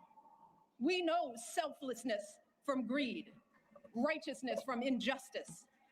We understand that we all rise and fall together, that every last one of us is an invaluable contributor to the greatness of America. And I'm talking about the workers living paycheck to paycheck, hoping to give their kids a better future. The teachers using their own money to take their students on field trips. The business owners struggling to meet payroll but refusing to close their doors. All those folks sweating over stoves to provide meals for their communities. Folks shivering in the freezing cold to deliver our packages, picking up trash to keep our parks clean, volunteers dedicating their weekends to coaching t-ball or directing the church choir or mentoring a child. That's where the truth of this country lies, not in grabbing as much as we can get for ourselves or knocking folks down to prop ourselves up, but in the overwhelming goodness, the relentless striving, the quiet dignity that is inside all of us. Our greatest hope is that this center can reflect back just a fraction of that light, that it can capture the beauty of who we all are, no matter what we look like, or where we come from, or how much money we earn, or how we pray, or vote, or speak, or love. It's why during our administration, we threw open the White House doors to all sorts of folks who don't usually get to meet the president or first lady, the families pinching pennies to send their first child to college, the teenagers who know that a hot afternoon means the bullets start flying, the military spouses and children serving and sacrificing just like their loved ones in uniform, the Native kids showing us that resilience and pride can never be stolen, the 4-Hers and FFA members with calluses on their hands from feeding livestock, the immigrants proving what it truly means to be a dreamer. These folks aren't Americans too. They are America. They are the beating heart of this country. They are us and we are them. And to ignore this simple truth to refuse to respect the contributions and experiences of people who aren't exactly like us. Y'all puts us all at risk. Failing to see the humanity in all people puts us all on a slippery slope. And once that slide starts, there's no telling where it stops. A dangerous precedent that flies in the very face of our faith and of the founding promise of this democracy, that all of us are created equal, that each of us is a child of God with inerrant value. And no one, and I mean no one, has the right to sit in judgment of who's American enough.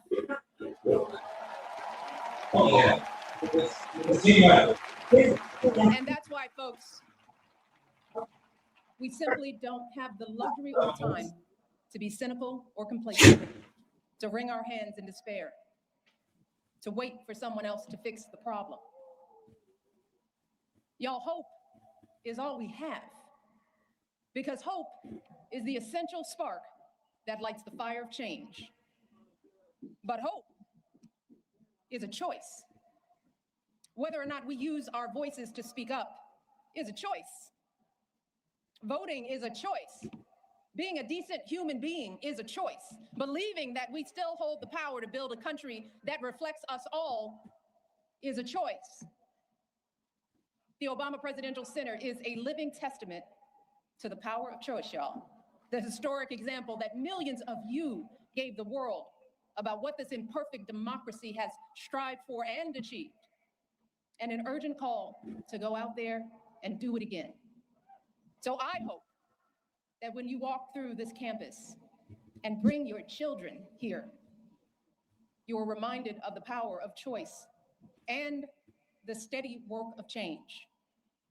The arduous, unglamorous march up that mountain, one foot after another, day after day, generation after generation. But I also hope you fully absorb the elation of achieving something together. You know, that feeling when you clear the tree line and see a vista that takes your breath away. A feeling that can never be erased. And I know that can be hard to grasp right now, when everything feels so upside down, when fact and fiction run together, when folks seek to stifle speech, limit access to education, devalue diversity, erase the inconvenient parts of our history, when our phones constantly buzz with the latest outrage. So I hope that this place can offer a respite from all that, at least for a little while. I hope it can reignite the optimism and empathy and ambition that has always powered this country's greatest change. So we want you to come here and put away your phones and talk and laugh and cry, because you're gonna cry, and make new friends. Get your hands dirty in my garden. Push your baby on a swing in the playground. Have a romantic picnic on the great lawn. Because that's the work of democracy too. Being neighborly, taking care of public spaces, having some fun, enjoying each other, shaking out of the isolation and division that have crept too deeply into our lives. And to my fellow Southsiders, I want you all to make this campus a part of your lives. Be inspired by the world-class art. Check out the books from our beautiful public library and bring them back on time. Drop some beats in the recording studio, hit some corner threes at home court, hold birthday parties, jumpstart clothing drives, host citywide cleanup days here. Use this campus to show off this place we call home. This joyful place where Marion and Fraser Robinson taught their two kids to dream big. This hopeful place where an unknown guy with an unknown name took flight. This stubbornly optimistic place where family after family scrapes and claws and laughs and dances their way to a better tomorrow. That's what this has always been about. Barack and I have always said that this center is grounded in our stories, but it has never been about us. It's never been for us.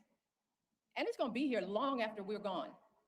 So what it becomes and how it's preserved, that work has to be done by all of us, just like our democracy. And thankfully, you have shown the world what we are capable of. You've proven that a lasting legacy isn't an award or a name on a building or a number of zeros in a bank account, but the difference we make in one another's lives. It's about seeing each other and showing up for each other and carrying each other when we're weary or faltering or losing faith. That's how you build something that endures. And that's what you all have done at every twist and turn of this extraordinary journey.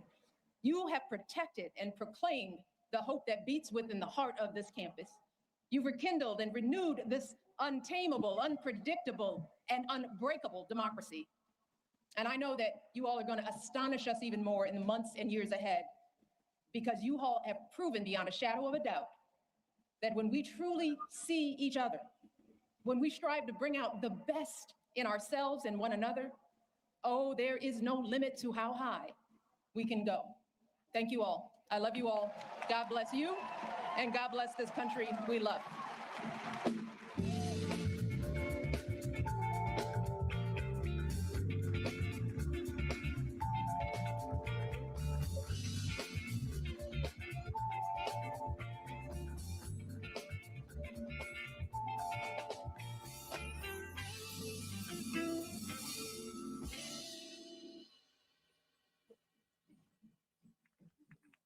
Wow, my girl.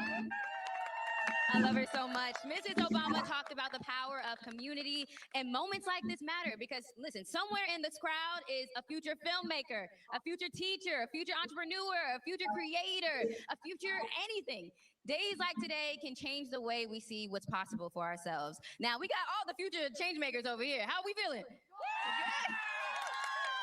Listen, I'd love to start with you because, listen, we was watching together Mrs. O's speech, and I saw you in tears. What does this mean to you and your sons, and what does this mean as a whole being here in this moment? It means absolutely everything. I brought my two boys from California so that they could see a leader that was a part of everything: integrity, honesty, true leadership, a beautiful love for his wife. So it means everything. Well, we are so excited. And listen, not only are we excited, we are so happy to keep moving forward, keep the energy alive, and we'll check back with y'all soon.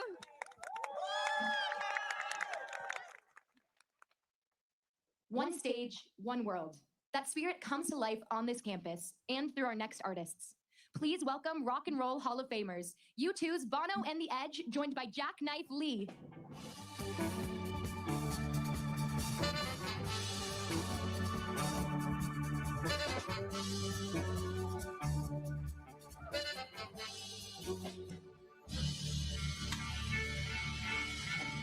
Roots in the house. West Love in the house. What a house. What a wonder. They're calling it the Obama list at home, just so you know. We're here representing the Irish in Chicago and all over the world. And yeah, thank you for the loan of your country. Some of us might not be, some of us are not giving it back. So here we go. Some of us feel your country belongs to us, which is mad but true. I mean, like all of us. And in some mythological way, you know that's true. The more you see, the less you know. Sometimes you better grow. How much knew more then than I do now. Neon heart, day glow eyes, city lit fireflies. They were advertising in the skies for people like us. And I miss you when you're not around. I'm getting ready to leave the ground.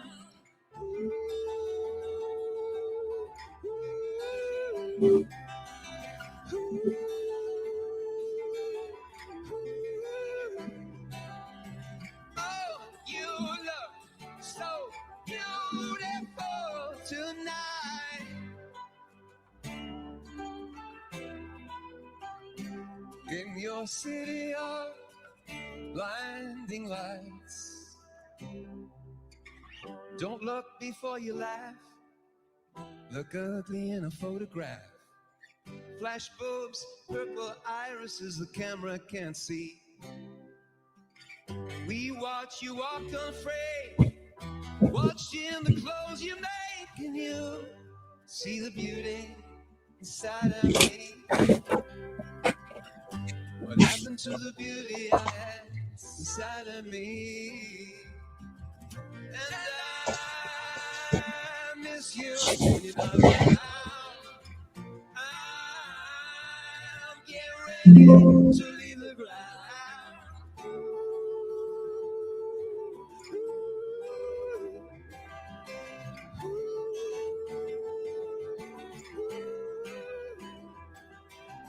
Oh, you look so beautiful tonight. In your city of blinding lights,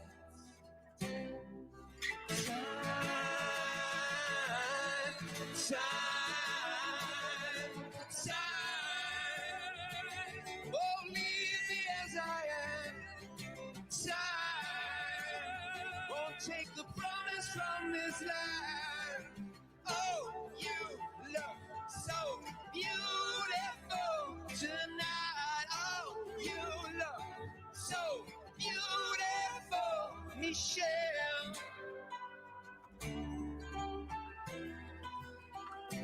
In your city of blinding lights, the more you know, the less you feel. What some pray for, others steal. Blessings not just for the ones who kneel. Luckily, lucky me, lucky we, in the company of Jackknife Lee, 46, 42, and 43. Civility, hold tight to democracy. Community, isn't she lovely? 44 and family. Yeah, yeah. Michelle, my belle.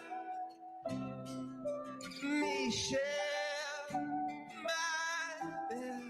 Sing it now. Michelle, Michelle, my belle. Michelle, our belle. Don't touch my wife. Michelle, Michelle, my belle.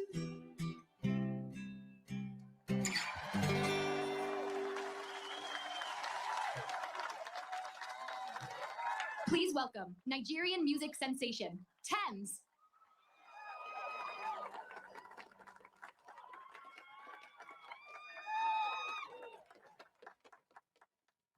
Thank you. I'm so blessed and honored to be here.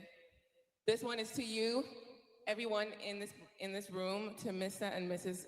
Obama, and to Sandra and all the family. Are you ready?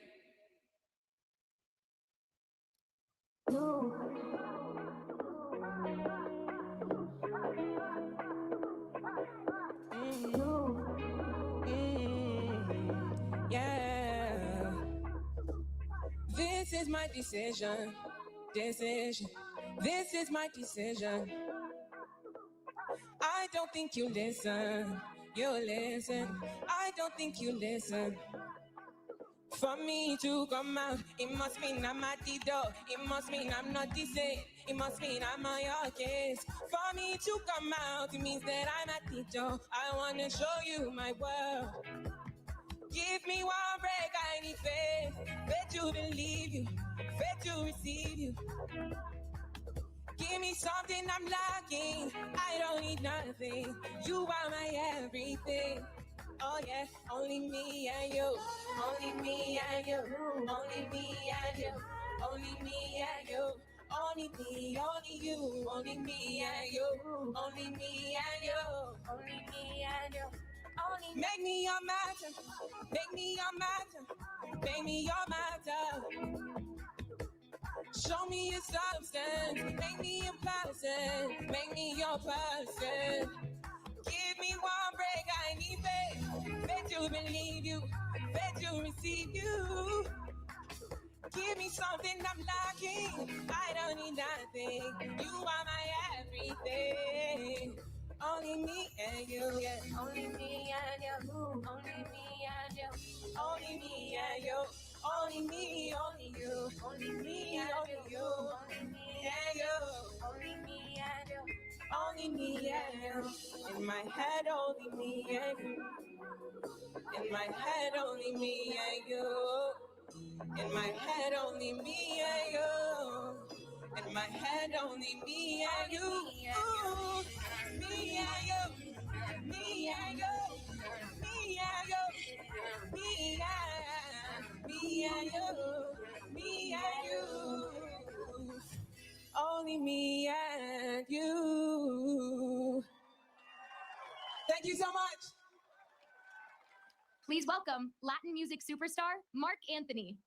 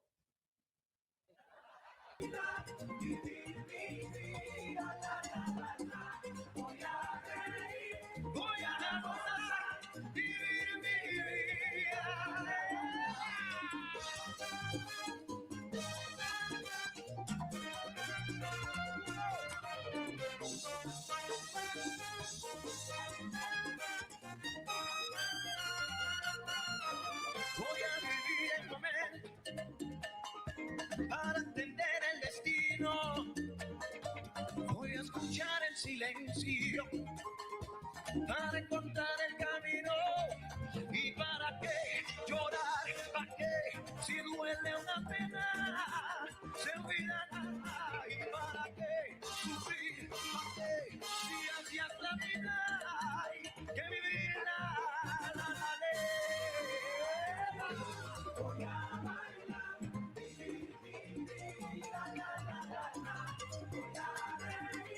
voy a gozar, vivir mi vida.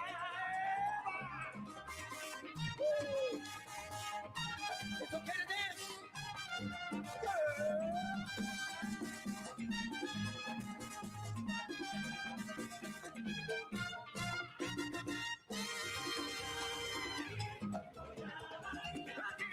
Aquí sufrir, es que esta soñara reír. Gente y baila cosa, que la vida es una sola. Vive, sigue, siempre para adelante, no mires para atrás. Mi gente, la vida es una.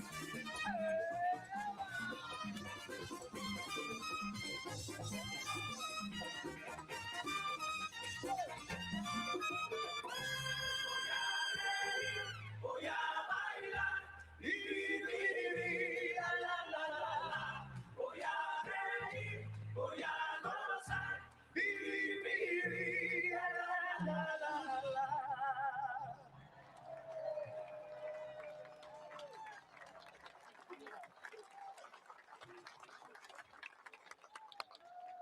What a beautiful set of iconic legends and global superstars. Here's our last little hurrah here at the Midway. We got someone that's incredibly amazing that worked at the Accidental Activist, which is incredible. We got Malia's art teacher. You want to say hi? Hey, Malia. Sweet. Today is your girl's birthday, so happy birthday. Best birthday ever. And I miss you. I miss you guys. I miss you guys. I miss you. We miss you. With President Obama, dog. We want to keep, yeah. No, We want to make sure bring him.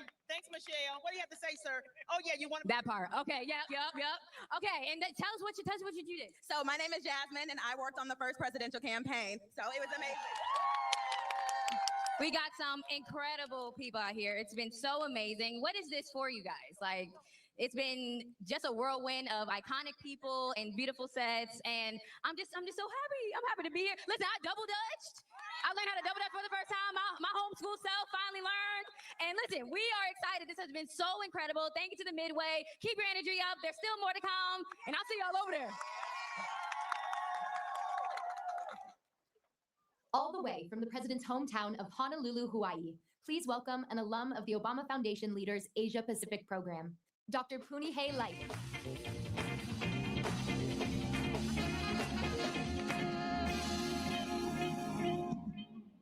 Aloha. Where I come from, to introduce someone means we have pilina, a connection.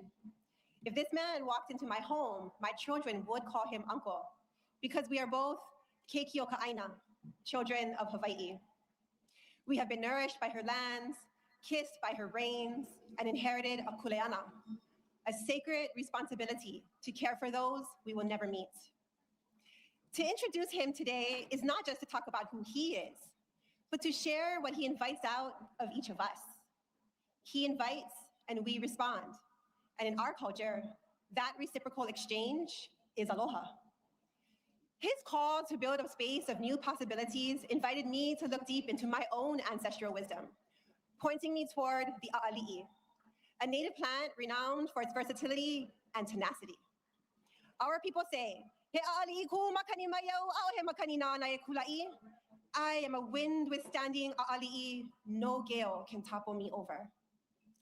You see, the a'ali'i thrives by being deeply rooted, resilient through storm and drought, and fiercely responsive.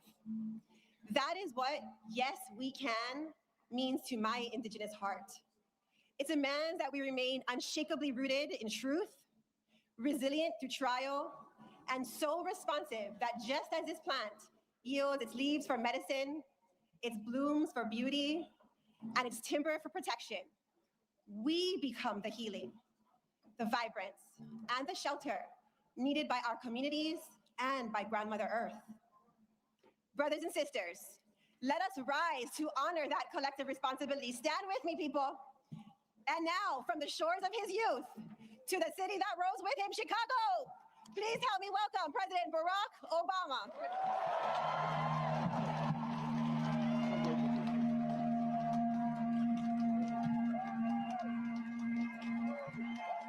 Hello, Chicago.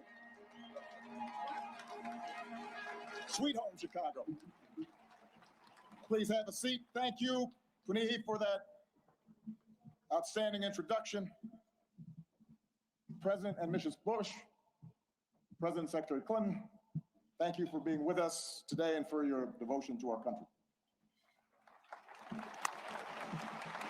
And President and Dr. Biden, thank you for your steadfast partnership for 8 years. Joe, we started as running mates and ended as family, and we would not be here without you, and we are grateful.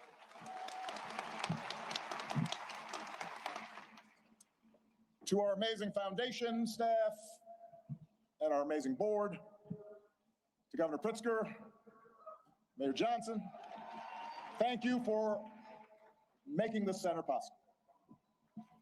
To congressional leaders and foreign dignitaries who've made the trip, I cherish our partnership together and all we got accomplished together. Thank you.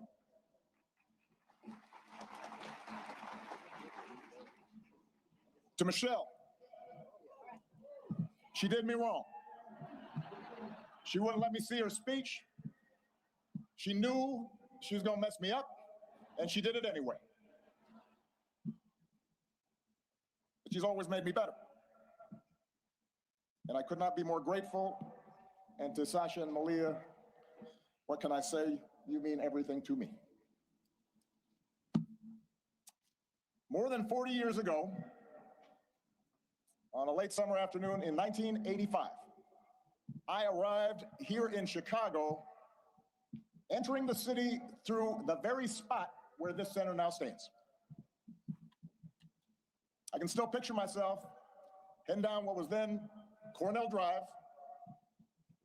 in a janky used car that I'd bought in New York, with all my worldly possessions stuffed in the trunk and the back seat, so I really couldn't see out of the rearview mirror, and I was a safety hazard. And I was 23 years old. I'd just been hired by a group of churches on the South Side to help organize a part of the city that had been battered by steel plant closings and chronic neglect. And I didn't have much organizing experience. Didn't know anybody in Chicago. But I had been inspired by the civil rights movement, and I knew I wanted to make a difference. And although I wasn't sure exactly how I was going to do that, I was possessed with this abiding faith that if we could give people more of a say in the forces that govern their lives, if we could bridge some of the differences that drove us apart, then we could build an America where everyone counts and everyone has a fair shot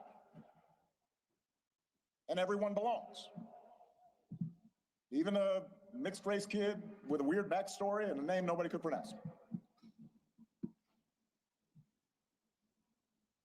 And it was here, in this city, a city of broad shoulders, that I found what I was looking for. Day by day, block by block, I got to know the people who lived here, their hopes, their dreams, their tragedies and their triumphs.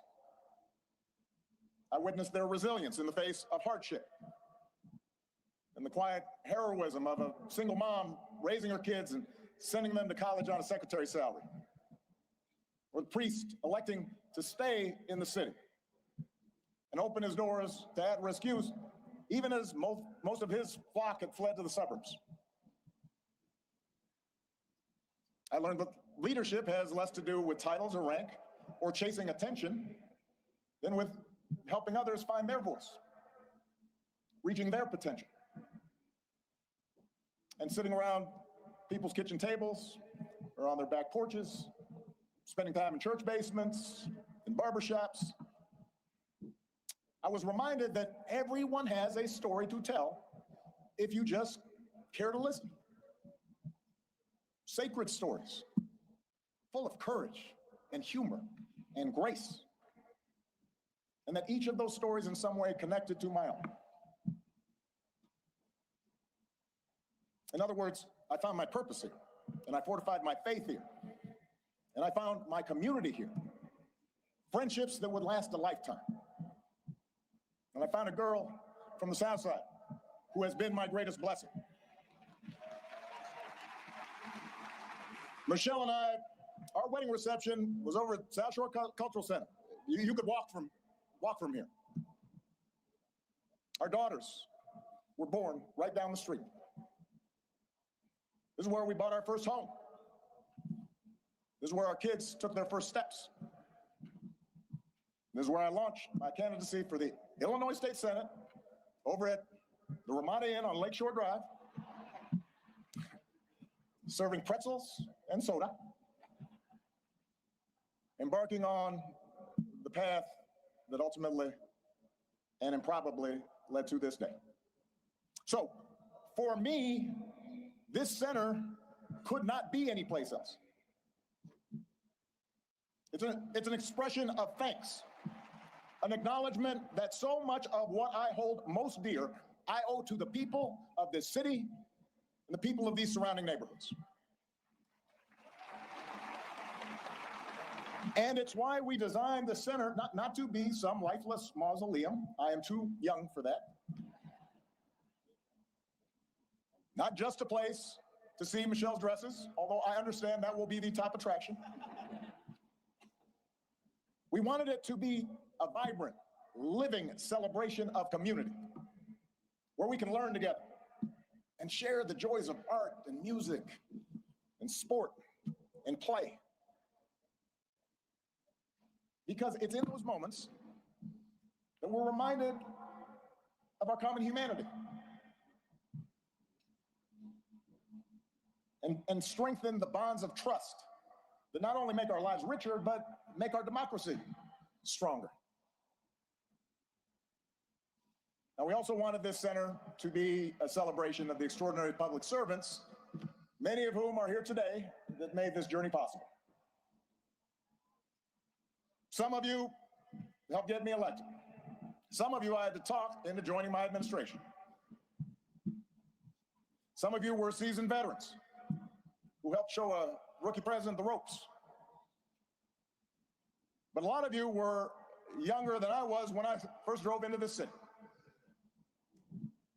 And we're all a bit older now. Many of you have children of your own, even grandchildren. But the passage of time has only deepened my admiration for your talent and your dedication and your skill. It's only deepened my gratitude for how much you and your families sacrifice to make this country better. So when you visit this center today or in days to come, I hope you see yourselves and your hard work reflected in every exhibit. And I hope you take pride in what we accomplish together. You made that happen.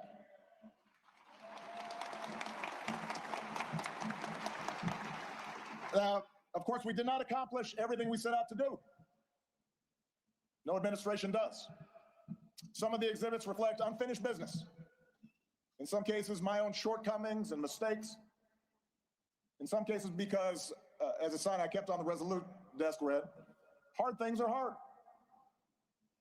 And that's especially true in a big, raucous, diverse, argumentative democracy like the United States of America. Everybody's got an opinion. And that means getting stuff done involves reconciling the demands of a couple of 100 million people. Democracy can be frustrating. It can be slow. It can be inefficient. And yet, more than anything, I hope this center will serve as an affirmation of just how special, how precious our democracy truly is, and remind us what we can achieve when we embrace our shared responsibilities as citizens.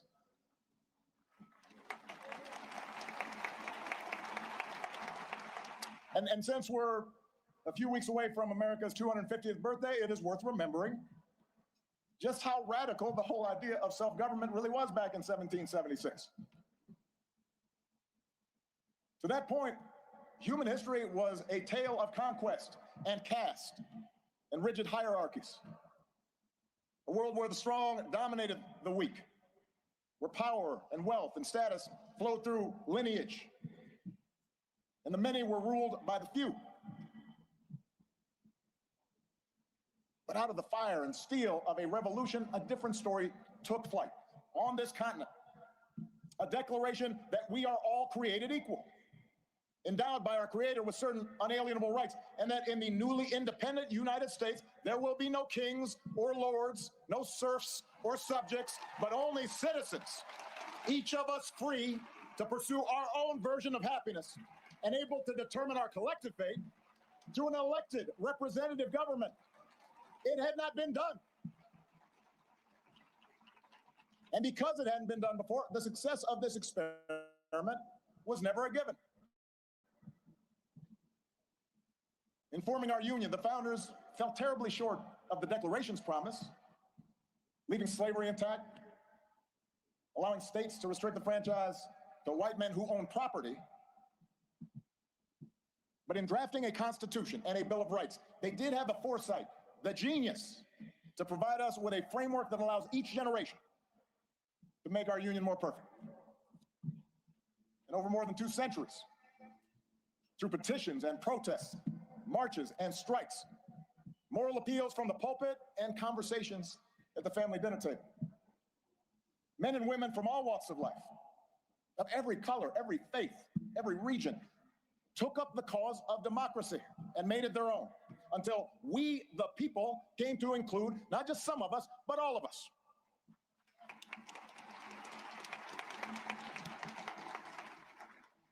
And that's why the story we tell in this building begins not with Michelle's origins or my origins, but with our nation's, with the founding era print of the Declaration of Independence, and a pen and ink stand used by Frederick Douglass, Lincoln's Bible, and a pamphlet by Ida B. Wells, suffragist buttons, and a hard hat worn by FDR's Labor Secretary, Francis Perkins.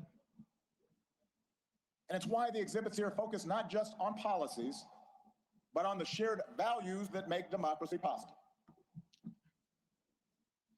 A belief in the intrinsic dignity and worth of all people, and that no one is above the law or beneath its protection. A belief in checks and balances in our government and an accountability that comes with an independent judiciary and a robust free press. A belief that our military and law enforcement owe allegiance not to any president or political party, but to the people and our Constitution. A belief in the peaceful transfer of power after the people have spoken in fair and free elections, recognizing that in a large, complicated society like ours, no group or faction gets its way 100% of the time. And a belief that qualities of character, honesty, integrity, kindness, compassion, a sense of duty and honor, those things matter in our public dealings, just as they do in our private lives. These are the values and traditions I believe in. And they are not Republican or Democratic values. They're American values we can all share, regardless of party. Values every president here today, as different as we are, has tried our best to uphold. Values that John McCain and Mitt Romney believed in no less than I did.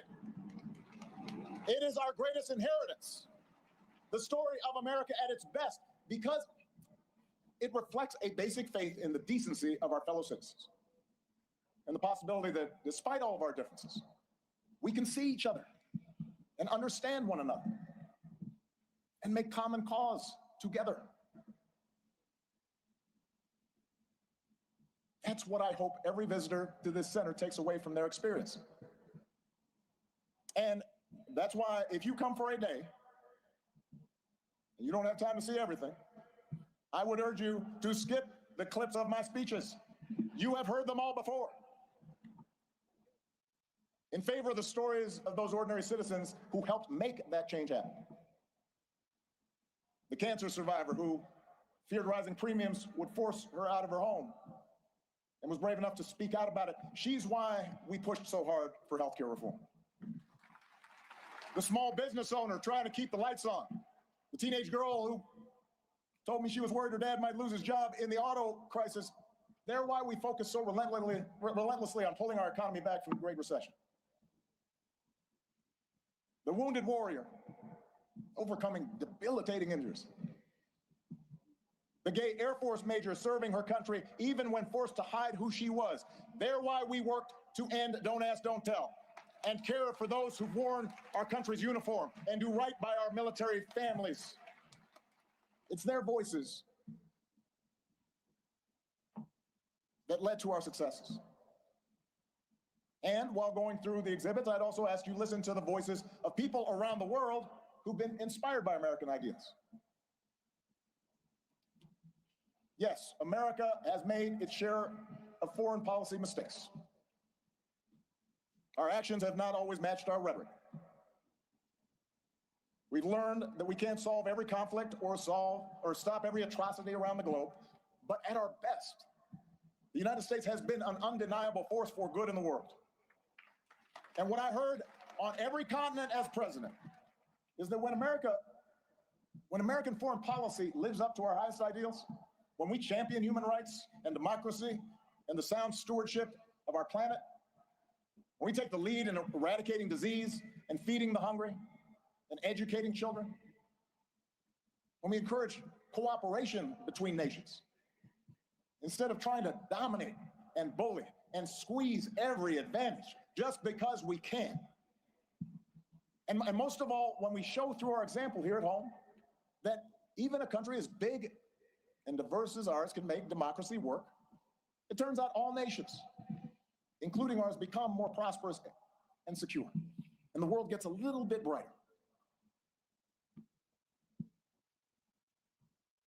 I recognize it's been almost a decade since I left office. In that time, we have lived through more war and a terrible pandemic, economic disruptions, mass protests, backlash against mass protests, political conflicts that have shaken the very foundation of our democracy. We've witnessed a technological revolution that promises remarkable discoveries, could revolutionize medicine, but is also accelerating inequality, that puts all the world's information in the palm of our hands, but somehow makes it harder for us to tell a truth from a lie, that connects us instantly like never before, even as it makes us more distrustful and more withdrawn and more fearful and more isolated from each other. It's a lot. For millions of people in this country and around the world, the future feels uncertain, the ground unstable beneath our feet. And as algorithms keep feeding us a steady stream of distraction and outrage, as only the loudest, most extreme voices get attention, fanning our prejudices, appealing to our basest, most tribal instincts, it's tempting to give in to cynicism and even despair, to stop trying. We start thinking that appeals to democracy and civic participation are corny and old-fashioned and boring and naive. That the very idea of working on behalf of the common good is a sucker's bet. And that in order for us to win, somebody else has got to lose. I get it. I am not immune to anger or doubt. But I do know this. When we lose faith in each other, when we stop believing that voting matters, that citizenship matters, that our collective voices matter, that how we treat each other no longer matters, then we give away our power to decide our own futures. We open the door to the most ruthless, or the most careless, or the most fearful among us, who see some groups and some people as more equal than others, and see government as nothing more than a way to divvy up the spoils and punish enemies and keep those who are different in their place. I do not believe that is the story of America that prevails in the end. I don't believe it because for us to give up, for us to give in now, after all this country's been through, to cynicism and division would be a betrayal of our founding ideas, a betrayal of our faith. And I remain convinced that the overwhelming majority of Americans feel the same way. That as unsettled as we are, people aren't looking for perpetual anger and division. They are looking for fairness and common sense and mutual respect. That deep in our gut, we want to find a way to turn towards each other again, not further away.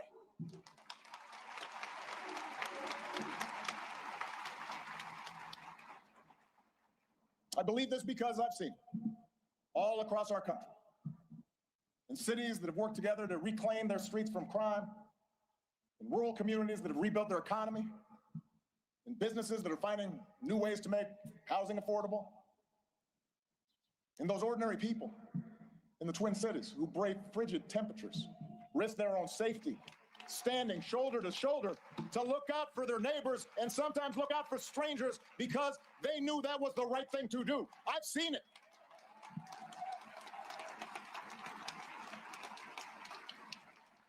And I've seen it in a new generation of leaders here and around the world. And Kuniha and Addison, leaders who are determined to make our governments and our economies and our societies work for everyone. Obama Foundation leaders like Hannah, a food corps member from rural Ohio who's helping ensure every child has access to at least one nourishing meal. Or George, an entrepreneur whose nonprofit helps get unused, unexpired medicine, often at no cost to people who need it. Or Zuzana, a human rights lawyer in Poland, who's won more than 30 landmark cases.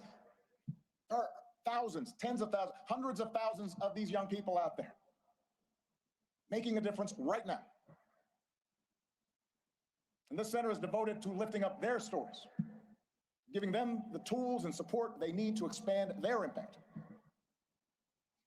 For while our work is nonpartisan, we are not values neutral. We have a point of view. The exhibits in the center are not meant to evoke nostalgia for some gauzy bygone era, some unattainable past that we can dream about and say, oh, we miss you, Barack. They're meant to remind us of who we can be, to remind us of what's possible, so we can forge ahead, clear-eyed and confident, and do the work that still needs to be done. We can learn from the past, but America's story isn't frozen in the past. It has chapters yet to be written, not by one person or a few people, not by Barack and Michelle, or anybody with a fancy title or a high office, but by all of us.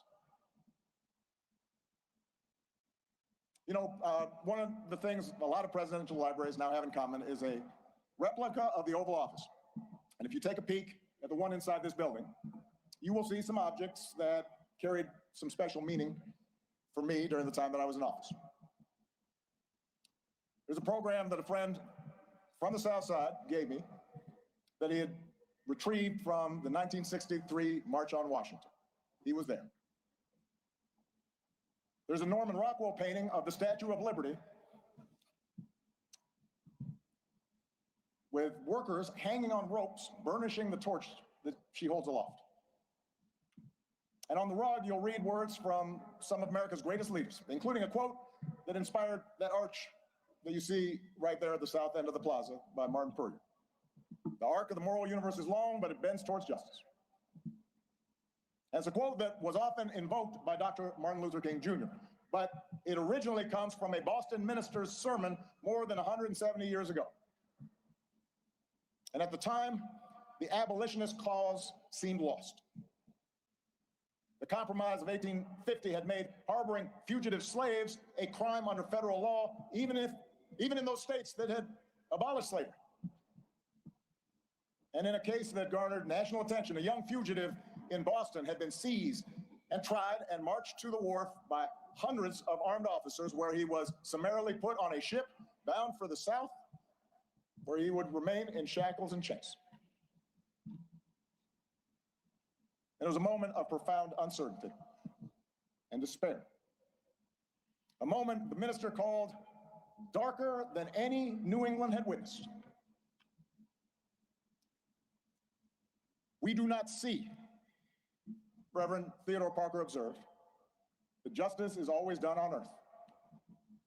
Many a knave is rich, sleek, and honored,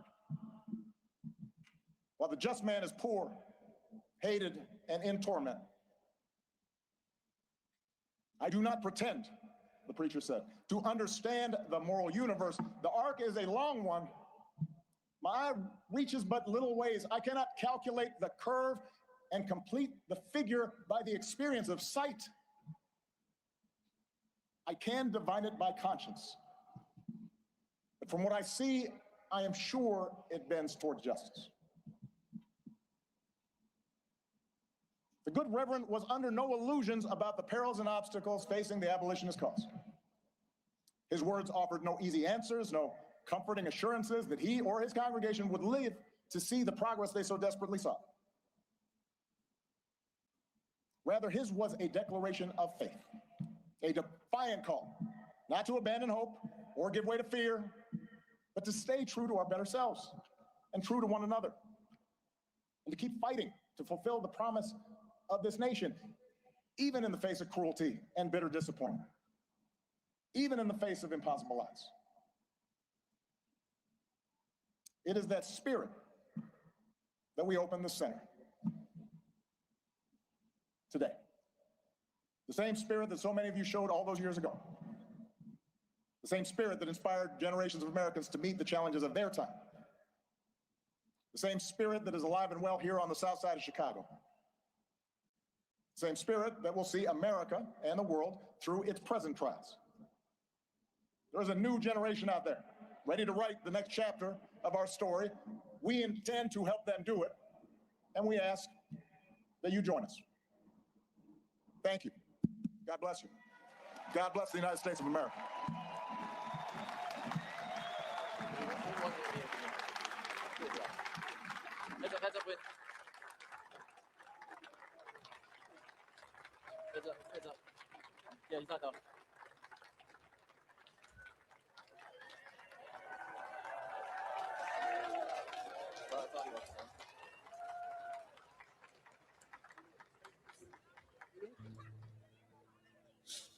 Hi, I'm Bruce, and and I'm so glad to be here this afternoon for President Obama and Michelle, Malia and Sasha. You know how I love you all. Oh, what a glorious task we are given to continually strive to improve this great nation of ours. That was from President Obama's speech at Selma. President Obama and Michelle, you have exemplified that ideal with lives that have served us all with heart and commitment, love, and compassion. This is land of hope and dreams. This is for you.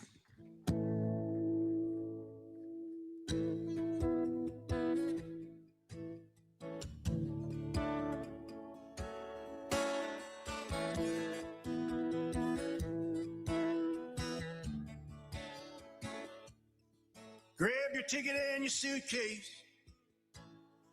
Thunder's rolling down this track. You don't know where you're going now, but you know you won't be back.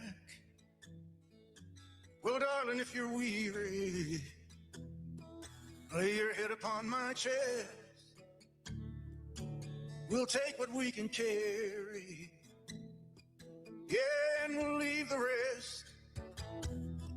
Well, big wheels roll through fields where sunlight streams.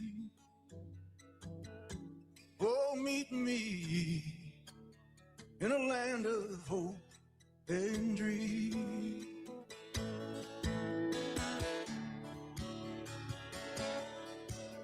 Yeah, well, I will provide for you when I'll stand by your side.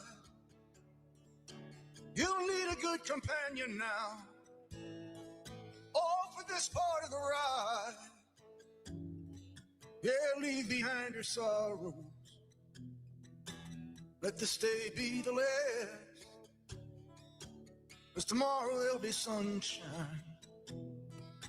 And all this darkness past. Big wheels roll through fields where sunlight streams. Oh, meet me in a land of hope and dreams.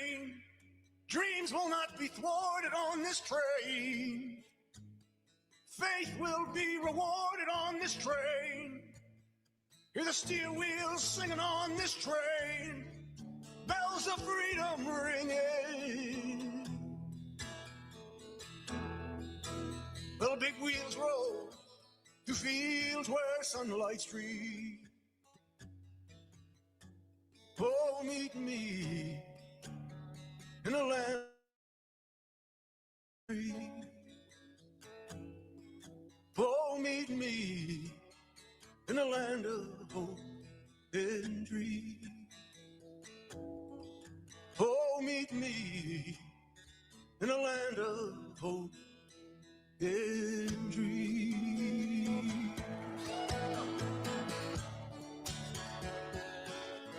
Thanks. Love you. Thanks, Brother Bill. Thank you. Thank you.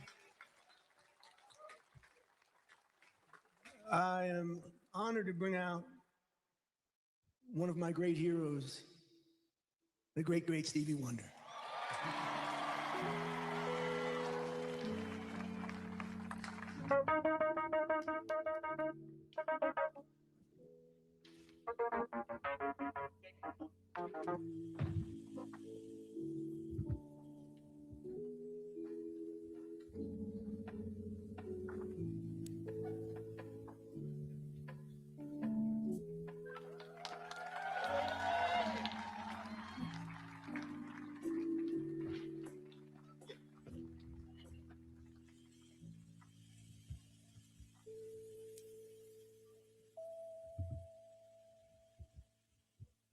It is truly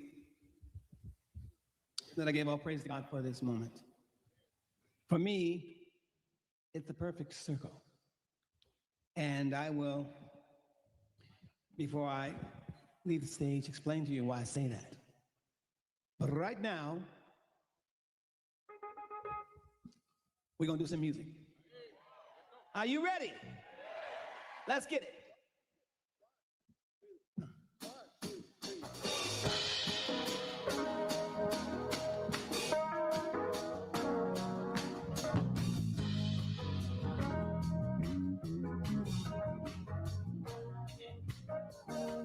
You made my soul a burning fire. You're getting to be my one desire. You're getting to be all that matters to me.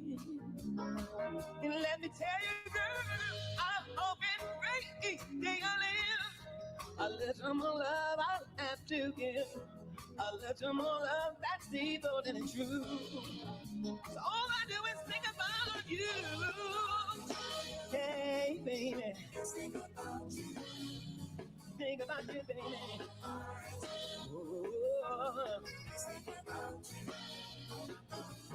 Maybe just a thought that just happened to cross your mind. But some gentleman like me, you've been even trying to find. And let me tell you, girl, think of how exciting it would be if you would discover it feeling like me. If you would discover this dream is for two. Well, I'm gonna tell you, girl, I'd light a candle every day and pray that you'll always feel this pain. And pray that my love will forever be new. All I do is think about you. Yeah, baby. Just think about you. I think about you, baby. Yeah, baby. Just think about you. Get your feel the fire burning. Get your feel the wind popping. Your body, baby. Oh, get your feel the wind blowing. Feel the wind blowing, yeah. Oh, all I do is think about you.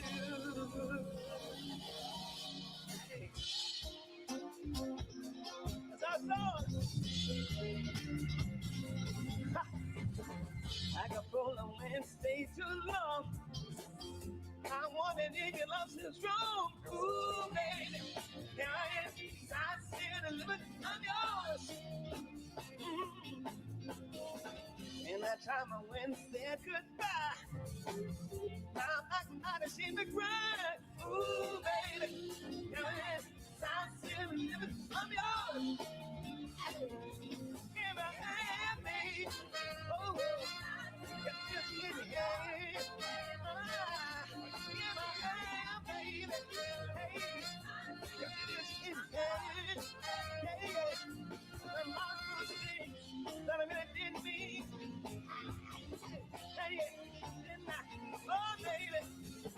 seen a lot of things in this old world.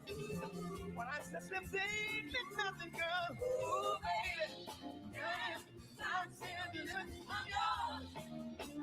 I'm yours. Ooh, baby, since a so long time.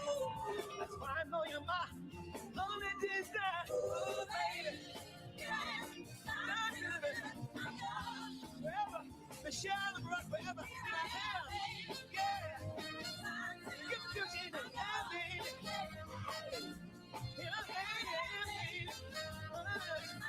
Give me your shit and baby. I don't like those things that are in me. I could be a broken man, but here I with your future got to be a baby.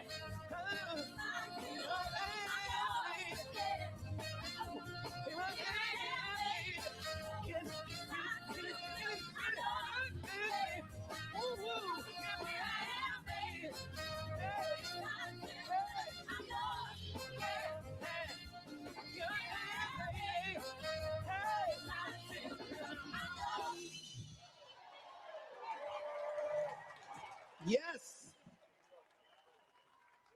I want to share with you all something that you need to know. In 2004, I had the pleasure of having my friend Steve McKeever come to Wonderland Studios. And he said to me, there's someone named Barack Obama who wants to ask you to run, I'm sorry, he asked me to have you possibly come and do a performance as he's running for senator. So I said, so bring him down, let's do it. So he came down, it was him and Barack. I remember we sat in front of the studio in Wonderland, was talking, we had some words to say. I think he was saying, let me try to get Michelle on the phone. It never happened, I don't know, but we were talking, and we kept talking, and he said, yeah, I would love you to come. I said, it would be my joy to come to support you. I said, but you know what? From talking to you in my spirit, because here I'm telling you something that's not political, but it's spiritual. I said, in my spirit, I know that you're running to be a senator, but I'm seeing you as being a president. I said, let's pray on it. And so we prayed on it. And now we see what faith without fear, and faith living in truth, and understanding that the spirit is that we have to follow that spirit of positivity. Because I believed it, I knew it, I imagined it then. Now we are celebrating it. President Barack Obama.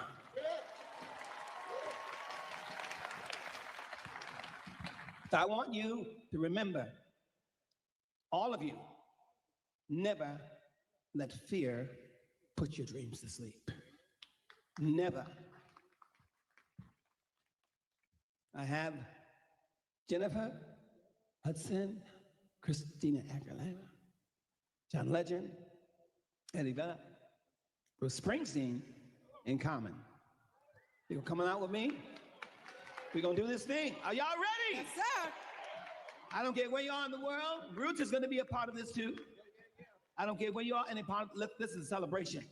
Because I knew, and we knew in the spirit, that positivity was going to win. Are y'all ready? Yeah.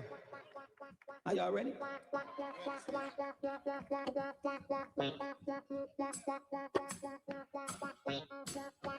One, two. It might be changing.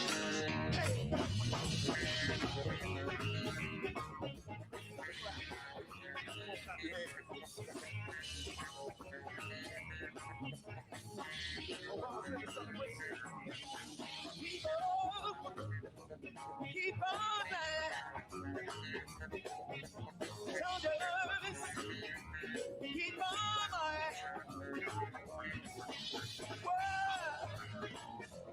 keep on this world needs a lot.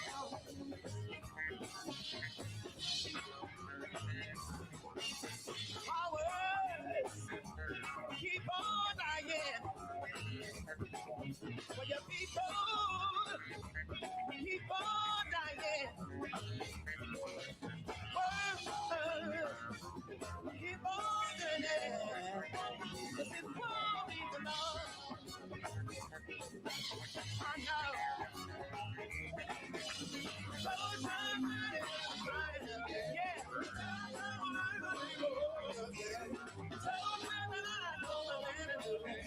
Keep on shining till I reach my ground. Somebody said teachers. Keep on coming, yeah. Believers, keep on believing. Sleepers, just not sleeping. Oh, they won't be too long. Oh, I'm so done running, let me try again. So soon I'm a man of it. Gonna keep on trying till I reach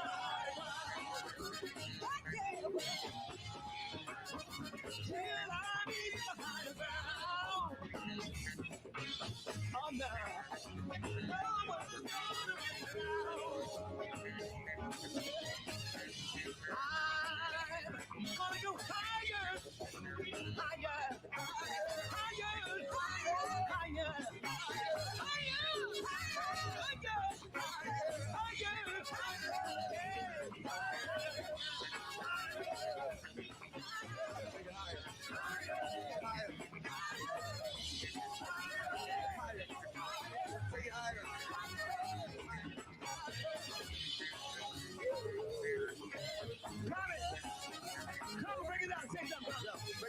down, we can take it under. I'm on stage, my man Stevie Wonder. This is how it is, Southside 87. On stage with Tip Hudson, John Legend. This is how it be in the Spencer, Obama Center. It's colder than winter, so beautiful, so beautiful. What I can do, check it out, it's usual. Usual like common for me and you. This is the type of thing that we can do. Like you too, just like Mono. We came to rock here live in Chicago. Yo, it's like this, we got the dream.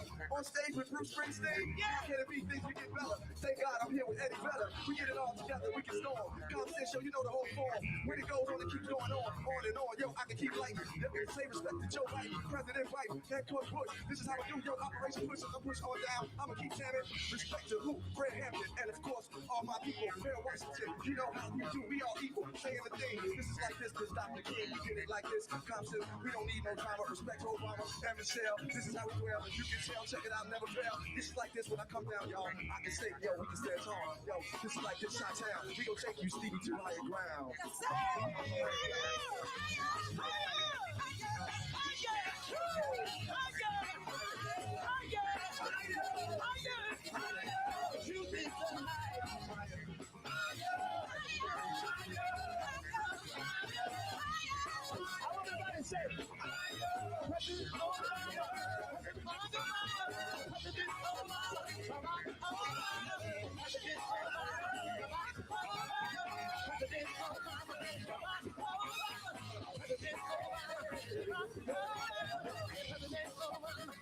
I know we gotta go.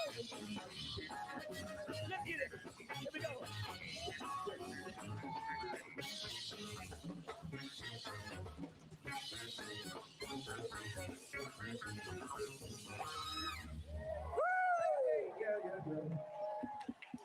What's up?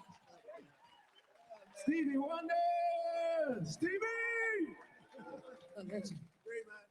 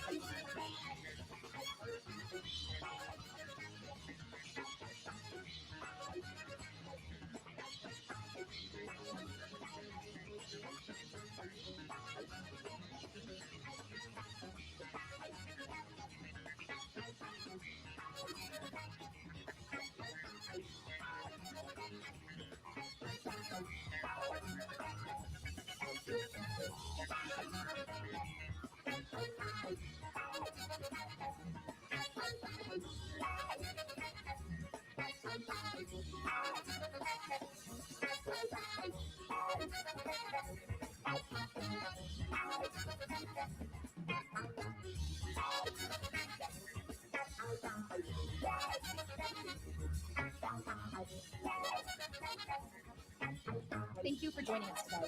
Follow us, stay connected, and get your tickets to the Obama Presidential Center.